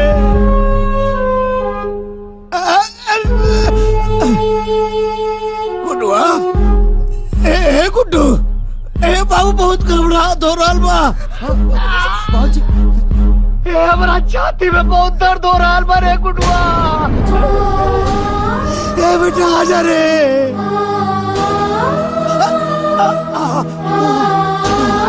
ना भगवान, ना प्रभु, ऐसा मत करिया। हमारा लड़का के आ जाए तो बाबा। ए भोले बाबा, ए गुड्डू, गुड्डुआ रे बाबूजी। गुड्डू, ए बेटा, हमार गुड्डुआ, ए गुड्डू, गुड्डू आ गई। हमार गुड्डुआ आ गई। गुड्डू, गुड्डू, गुड्डू, गुड्डू, गुड्डुआ रे।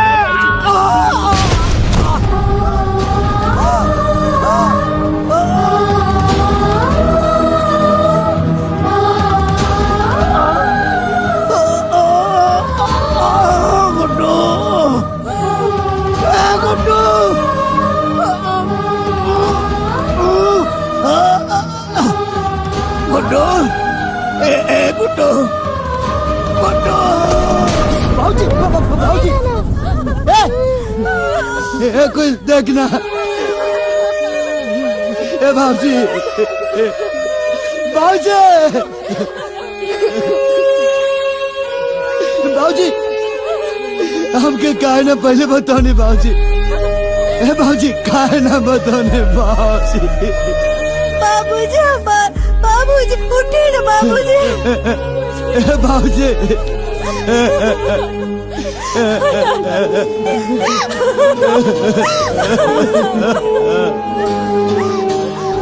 मुखिया जी देखिए ना। बेटा धीरज रखो, बेटा धीरज रखो, शांत हो जाओ मुखिया जी। शांत हो जाओ बेटा।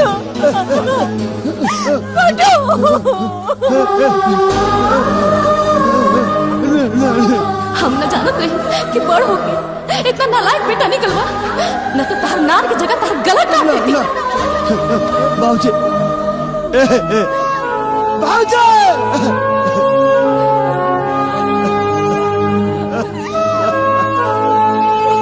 बाबूजी,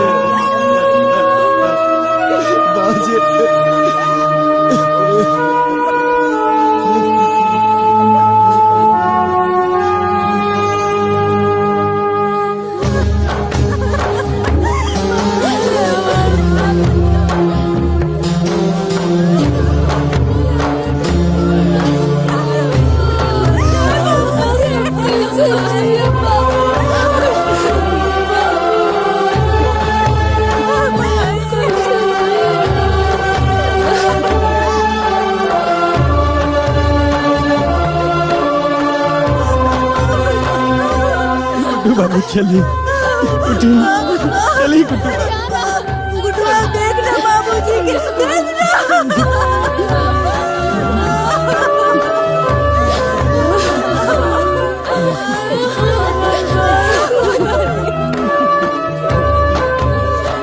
हमने बाबूजी जी के कहीं मत लेके जा।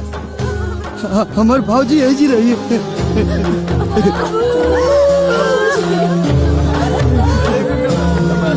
हमके माफ कर दे बाबूजी। हे बाबूजी। वाली गुड्डू बाबू उठी उठी गुड्डू बाबू। हे हटना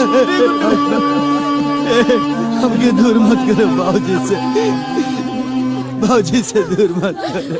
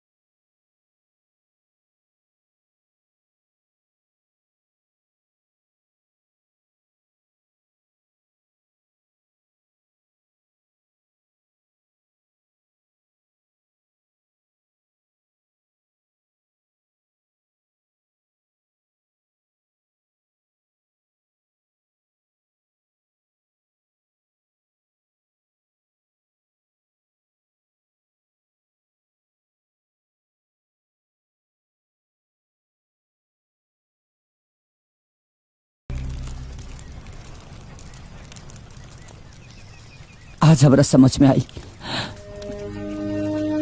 कि माई बाबू ऊ अनमोल संपत्ति होला चौना के बराबर दुनिया के कौनो दौलत संपत्ति नहीं कर सकत। हम तो अपना नासमझी के सजा पा लेनी, लेकिन तू लो ऐसा मत करिया।